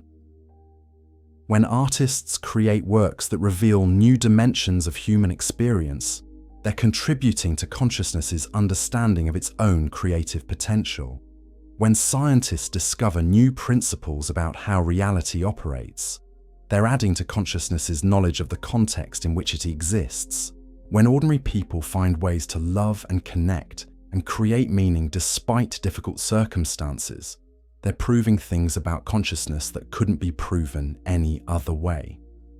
All of these explorations are part of the same fundamental process: consciousness investigating itself through every available means, using every possible perspective, exploring every conceivable possibility. And the remarkable thing is, this investigation never reaches a final conclusion, because consciousness itself continues to evolve through the process of investigating itself.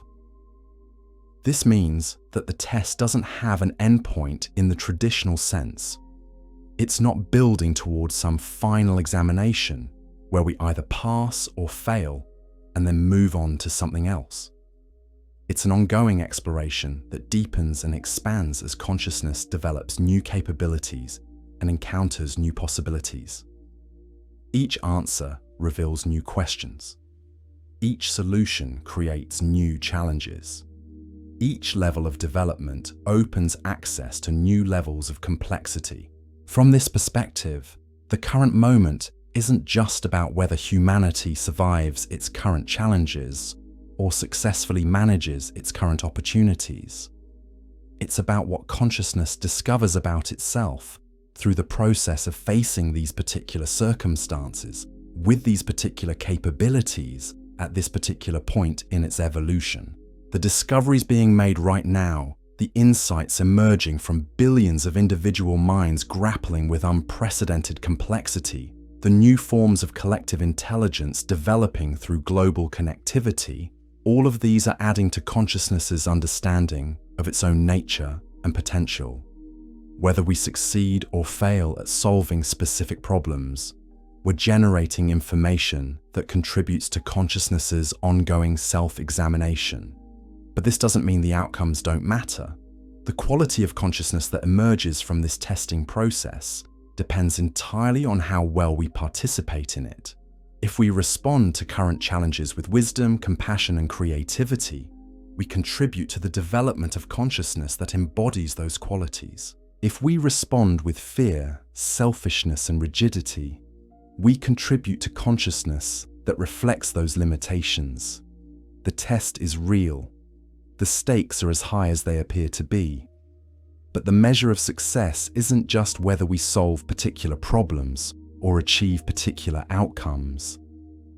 It's whether we contribute to the kind of consciousness that deserves to continue evolving, that has something valuable to offer to the universe's ongoing exploration of what awareness can become.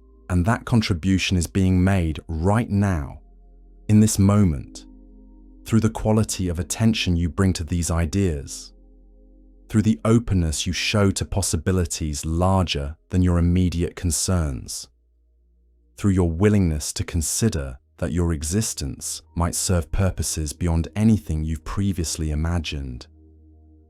In recognizing these possibilities, in taking them seriously, in allowing them to influence how you approach your daily life, you're already participating successfully in whatever test we're taking. The evolution of consciousness continues, one choice at a time, one moment of awareness at a time, one person at a time, discovering what it means to be conscious in a universe that might itself be conscious in ways we're only beginning to understand. Whether we're participants in a cosmic examination or simply biological beings making sense of existence through pattern recognition, something profound is happening to human consciousness right now that demands our attention. We're living through what might be the most accelerated period of awareness expansion in our species' history, and the implications stretch far beyond anything we've previously considered possible. Consider the strange synchronicity of our current moment. Just as we develop the technology to potentially destroy ourselves, we also develop the capability to see ourselves from space, to understand our planet as a single interconnected system. Just as artificial intelligence threatens to replace human thinking, we discover new depths of what makes human consciousness irreplaceable. Just as global communication creates unprecedented division, it also creates unprecedented opportunities for understanding across difference. This timing isn't coincidental if Earth functions as a testing environment. These simultaneous developments create exactly the kind of pressure cooker conditions that reveal what consciousness is truly capable of when pushed to its absolute limits. We're being forced to evolve or face extinction, to transcend our tribal programming or watch our civilization collapse. To develop wisdom at the same pace, we develop power or risk destroying everything we've built. But the pressure isn't just external. Something is shifting inside human awareness itself. People across all cultures and backgrounds report similar experiences. A sense that time is accelerating, that ordinary reality feels increasingly surreal, that they're being called to purpose beyond personal satisfaction. Traditional frameworks of meaning are dissolving, while new forms of understanding emerge that integrate science and spirituality, individual fulfillment and collective responsibility, local concerns and planetary consciousness. These aren't isolated phenomena affecting only certain populations. They're widespread shifts that suggest consciousness itself is undergoing some kind of phase transition. Like water heated to its boiling point, human awareness seems to be approaching a threshold where it transforms into something qualitatively different from what came before. The question is, what emerges from this transformation? The same heating process that creates steam can also create destructive explosions if the pressure isn't managed properly. Consciousness under extreme pressure can evolve into higher forms of intelligence and compassion, or it can fragment into competing factions that destroy each other and everything around them. The outcome depends entirely on how we navigate this transition period. Every choice we make about how to process information, how to relate to people who think differently, how to balance individual needs with collective survival, these choices are determining what kind of consciousness emerges from the current crisis. We're not just living through historical events, we're participating in the creation of whatever form of awareness will inherit the Earth. This creates a level of personal responsibility that can feel overwhelming until you realize it's also profoundly empowering. Your individual development isn't separate from humanity's collective evolution.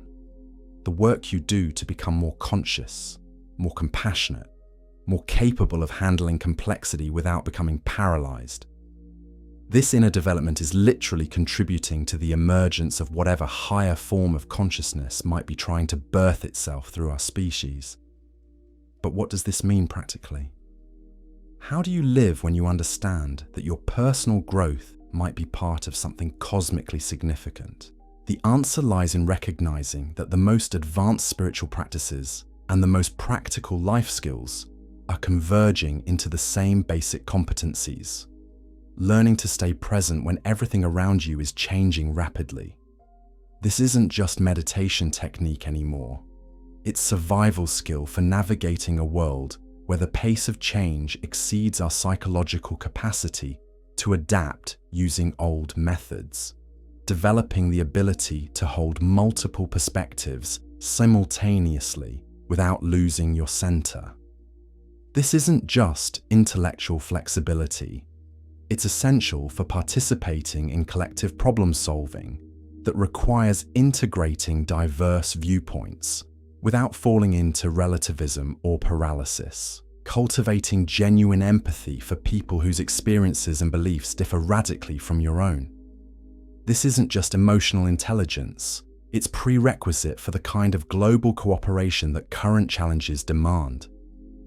Building resilience that allows you to keep contributing positively, even when you can't see immediate results. This isn't just personal psychological health. It's necessary for participating in long-term projects that span generations. These capabilities aren't luxuries for people who have time for personal development. They're basic requirements for conscious participation in whatever testing process we're part of. The person who develops these skills contributes to collective intelligence. The person who lacks them becomes part of the noise and confusion that makes collective wisdom more difficult to achieve. But here's what makes this both challenging and beautiful. These capabilities can only be developed through engagement with exactly the kind of difficult circumstances we're currently facing. You can't learn to stay present under pressure without experiencing pressure. You can't develop empathy for different perspectives without encountering people who challenge your assumptions. You can't build resilience without facing situations that test your capacity to recover from setbacks. The testing environment provides exactly the conditions needed to develop the consciousness it's testing for. This suggests a level of intelligent design that extends far beyond random evolutionary processes. Whether that intelligence is cosmic, alien, or emerging from the universe's own capacity for self-organization, the implications are staggering. We're not just surviving difficult times. We're being systematically prepared for responsibilities we can barely imagine. Every challenge we face individually and collectively is training us for something larger. Every skill we develop in response to current pressures is preparing us for future opportunities. Every breakthrough in consciousness achieved by any individual becomes available to the collective intelligence that's emerging from our species. This preparation process appears to be accelerating. Changes that once took centuries are happening in decades. Developments that once affected single communities now impact the entire planet within years or months. The learning curve is steepening because the graduation requirements are approaching. But graduation to what? If Earth is preparation for cosmic citizenship, what does that citizenship entail? The answer might lie in recognizing what makes consciousness valuable in the first place. In a universe governed by physical laws, consciousness represents something unprecedented. The capacity for experience itself, for subjective awareness, for the transformation of mere information into meaning and beauty and love. This capacity might be extraordinarily rare. Most of the universe consists of matter and energy following predictable patterns. But consciousness takes those same materials and creates art, music, poetry, scientific insights, moral principles, spiritual experiences. It transforms the raw data of existence into wisdom. the mechanical interactions of particles into stories that carry meaning across generations. If consciousness is precious because of its creative capacity, then cosmic citizenship might involve contributing to the universe's ongoing creative exploration of its own possibilities. Advanced civilizations might not be more technologically sophisticated versions of current human society. They might be communities of consciousness dedicated to the systematic exploration of what awareness can create when it has access to appropriate resources and conditions. From this perspective, the testing process isn't about proving we can manage technology responsibly, though that's probably part of it. It's about demonstrating that we can use consciousness creatively, that we can generate insights and experiences and forms of beauty that couldn't emerge any other way. It's about proving that biological consciousness, with all its limitations and vulnerabilities, produces something valuable enough to justify the enormous investment required to create and maintain planetary testing environments. This reframes everything about human value and purpose. We're not just consumers of resources trying to maximize our comfort and longevity. We're creators of meaning, generators of experience, explorers of consciousness itself. The art we create, the relationships we build, the insights we develop, the compassion we express, all of these might be resources as precious as gold or oil to civilizations that have transcended material scarcity, but still depend on consciousness for continued growth and exploration. But creativity can't be forced or mass-produced. It emerges from the intersection of individual authenticity and challenging circumstances. It requires the kind of pressure that pushes consciousness beyond its comfortable boundaries, while preserving the freedom necessary for genuine innovation. This might explain why the testing environment includes both intense challenges and remarkable opportunities for individual expression. You need difficulty to catalyze growth, but you also need freedom to explore the possibilities that growth reveals. You need pressure to push beyond comfortable assumptions, but you also need safety to take the creative risks that lead to breakthrough insights. The current moment provides exactly this combination. Unprecedented challenges that demand new forms of consciousness, combined with unprecedented tools for exploring and expressing whatever insights emerge. This balance suggests that whoever or whatever designed the testing conditions understands consciousness intimately. They know what conditions produce growth versus stagnation, what pressures catalyze evolution versus destruction, what freedoms enable creativity versus chaos. The calibration is so precise that it points to intelligence that has either experienced consciousness development directly or observed it extensively across multiple civilizations. But the most remarkable aspect of this design is how it preserves individual agency while serving collective purposes. You're never forced to participate consciously in the testing process. You can live your entire life focused purely on personal comfort and immediate relationships without ever recognizing the larger context. But if you choose to engage consciously, if you decide to develop your awareness and contribute to collective intelligence, the conditions are perfectly arranged to support that choice. This suggests that consciousness itself values freedom above efficiency. A testing system that forced participation might generate more predictable results, but it wouldn't produce the kind of authentic consciousness that seems to be the goal. Genuine awareness can only emerge through free choice, through individuals who decide for themselves that growth and contribution matter more than safety and comfort. The fact that you're considering these possibilities right now represents exactly this kind of choice. Nobody is making you think about cosmic purposes or individual responsibility. Nothing in your immediate environment requires you to care about the evolution of consciousness or the future of human civilization. You could focus entirely on personal concerns and probably live a perfectly comfortable life.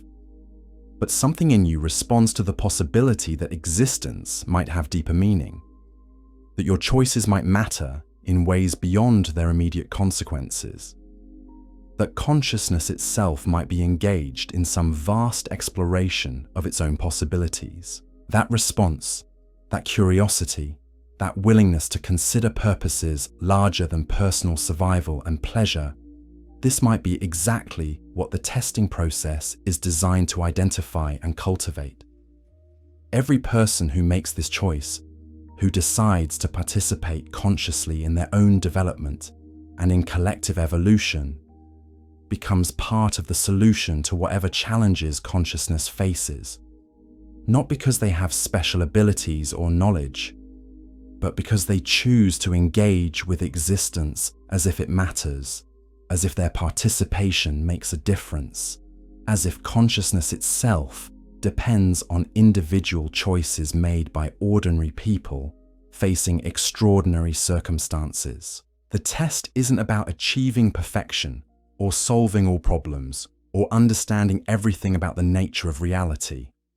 The test is about whether consciousness can maintain its essential qualities: curiosity, creativity, compassion, courage, while adapting to conditions that exceed anything it has encountered before.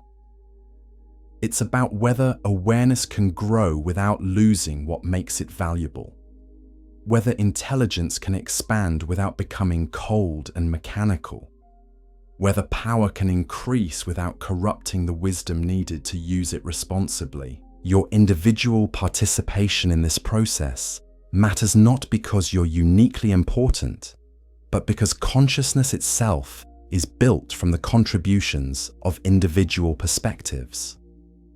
Every authentic insight you develop, every moment of genuine compassion you express, every creative response you generate to life's challenges, these become part of the database of what consciousness can accomplish under the specific conditions of your existence. But the database isn't static. Each contribution influences what becomes possible for others. Your growth creates space for other people's growth. Your insights become available to collective intelligence. Your creativity inspires innovations you'll never directly see. The ripple effects of individual consciousness development extend far beyond what any single person can track or understand. This interconnectedness means that working on yourself isn't selfish, and caring about others isn't self-sacrifice. Individual development and collective evolution are aspects of the same process. Consciousness exploring its own possibilities through every available perspective, learning what it can become by becoming it through countless individual examples. The testing environment supports this exploration by providing infinite variations in circumstances, challenges, opportunities, and gifts. No two people face exactly the same conditions, develop exactly the same capabilities, or contribute exactly the same insights. This diversity isn't inefficient, it's essential. Consciousness learning about itself needs access to every possible variation in how awareness can respond to existence. Your particular combination of talents and limitations, the specific challenges and opportunities you encounter, the unique perspective you bring to universal human experiences, all of these contribute information that couldn't be generated any other way. The introvert exploring consciousness through solitude and the extrovert exploring it through relationship are both necessary. The person who learns through suffering and the person who learns through joy are both valuable. The one who develops wisdom early and the one who finds it late both offer essential insights. This means there's no single right way to participate in the testing process, no predetermined path you should follow, no specific outcomes you need to achieve. The goal isn't conformity to some ideal model of consciousness. The goal is authentic exploration of what awareness can become when it encounters your particular circumstances with your particular capabilities.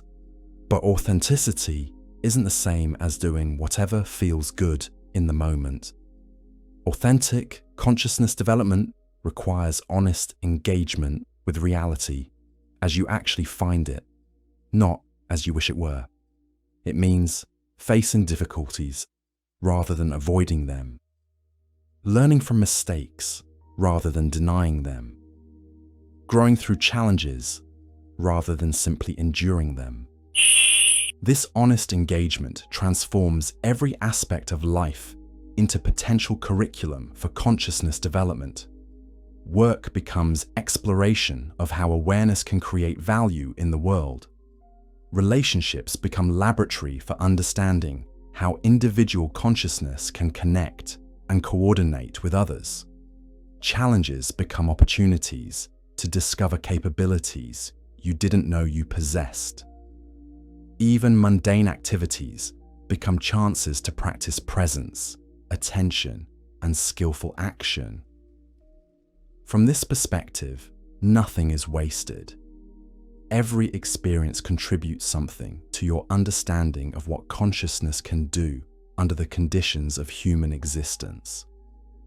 Every mistake teaches you something about the boundaries of your current capabilities and points toward areas for growth. Every success reveals aspects of your potential that might have remained hidden under easier circumstances. But perhaps most importantly, every moment of genuine awareness, regardless of the external circumstances, contributes to consciousness's understanding of its own nature. When you pay attention to your thoughts and emotions without being overwhelmed by them, you're demonstrating that consciousness can observe itself.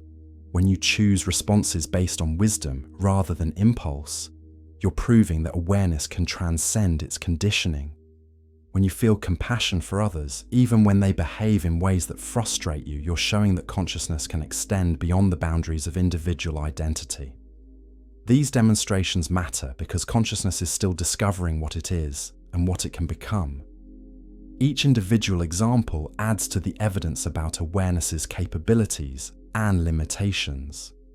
Each person who develops greater consciousness contributes to the collective understanding of what growth is possible and how it can be achieved. The testing process continues whether we recognize it or not. Consciousness continues to evolve whether we participate consciously or unconsciously. But recognizing the process and choosing to participate consciously transforms both the quality of your individual experience and the value of your contribution to collective development. In every moment of genuine awareness, in every choice made with wisdom rather than reactivity, in every act of authentic compassion, you're not just improving your own life, you're advancing the evolution of consciousness itself. You're contributing to the universe's ongoing exploration of what awareness can become when it encounters the conditions that exist here, now, in this unprecedented moment of cosmic history.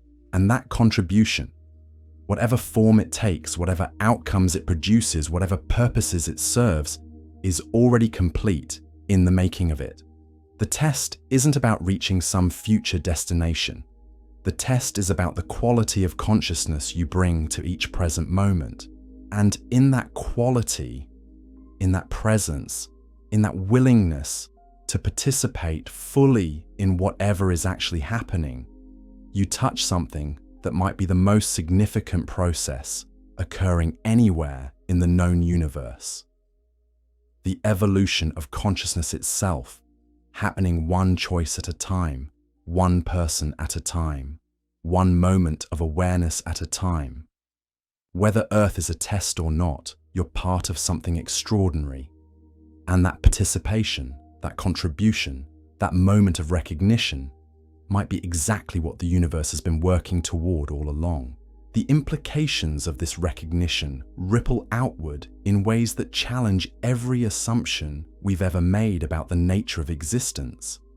Because if consciousness is indeed conducting this vast experiment through human experience, then we're approaching what might be the most critical juncture in the entire testing process. We're reaching the point where the test subjects are becoming aware that they're being tested. This creates a fascinating recursive loop. The moment you recognize that your life might be part of some larger examination, your behavior fundamentally changes. You begin to see patterns where you once saw randomness. You start noticing how your responses to challenges seem to unlock new challenges, as if the system is adapting to your growth in real time. You become conscious of your consciousness in ways that transform the very nature of what's being observed. But here's where it gets truly mind-bending. What if this recognition is itself part of the test design? What if the entire process is calibrated to eventually produce beings who can see beyond their immediate circumstances and recognize their participation in something larger? Think about it. A test that remained forever hidden from its subjects would only capture unconscious responses. But a test that gradually reveals itself to participants who develop sufficient awareness would capture something far more valuable: conscious choice in the face of ultimate responsibility. This suggests that we might be approaching what game designers would call the final level, the point where all previous challenges were preparation for the ultimate examination. Can consciousness, once it recognizes its cosmic significance, handle that recognition wisely? Does awareness of the stakes make beings more thoughtful and compassionate, or does it paralyze them with the weight of infinite responsibility? The answer seems to depend on how individual minds process this information. Some people, when confronted with the possibility that their choices might have cosmic consequences, become frozen with anxiety. The responsibility feels too overwhelming. They retreat into smaller concerns, focusing on immediate comfort, because the larger picture seems too vast to influence meaningfully. Others respond with a kind of manic urgency, trying to save the world through frantic activity that often creates more chaos than progress. They've grasped the significance of the moment, but haven't developed the patience and wisdom needed to contribute effectively to long-term processes that unfold across generations. But a third group seems to find something like peace in recognizing their cosmic context. They understand that the test isn't about single-handedly solving all problems or achieving perfect enlightenment. It's about bringing the highest quality of consciousness they can manage to whatever circumstances they encounter. They work diligently on meaningful projects while holding their efforts lightly, knowing that their individual contribution is part of something much larger. This third response might represent exactly what the testing process is designed to cultivate. Beings who can act with full engagement while maintaining perspective about their place in larger processes.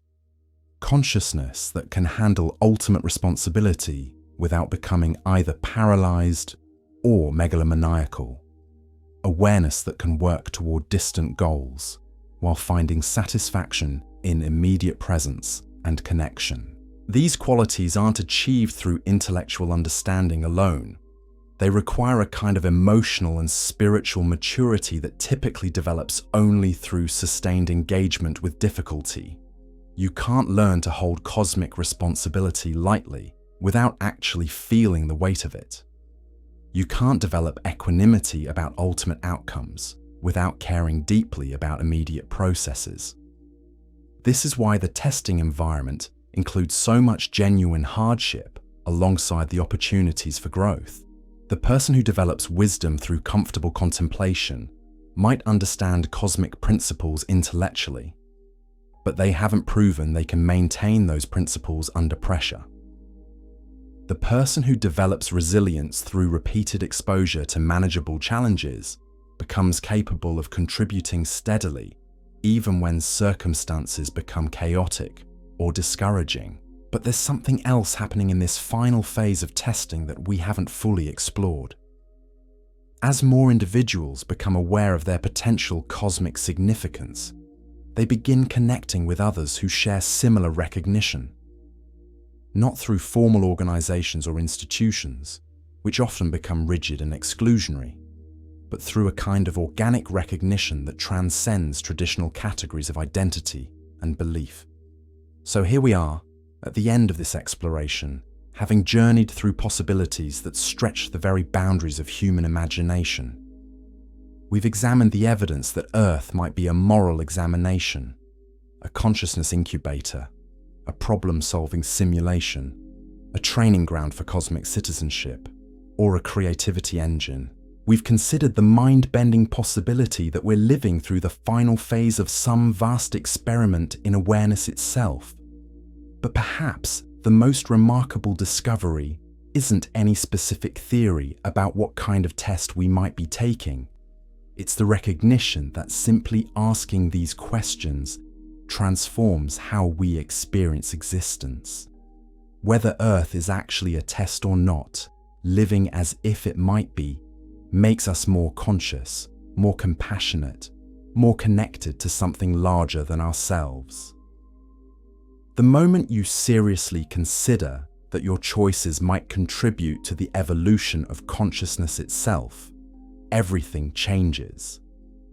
Every interaction becomes an opportunity to generate valuable data about what awareness can accomplish under pressure. Every challenge becomes a chance to demonstrate what human consciousness is truly capable of when pushed beyond its comfortable boundaries. And maybe that's the real point.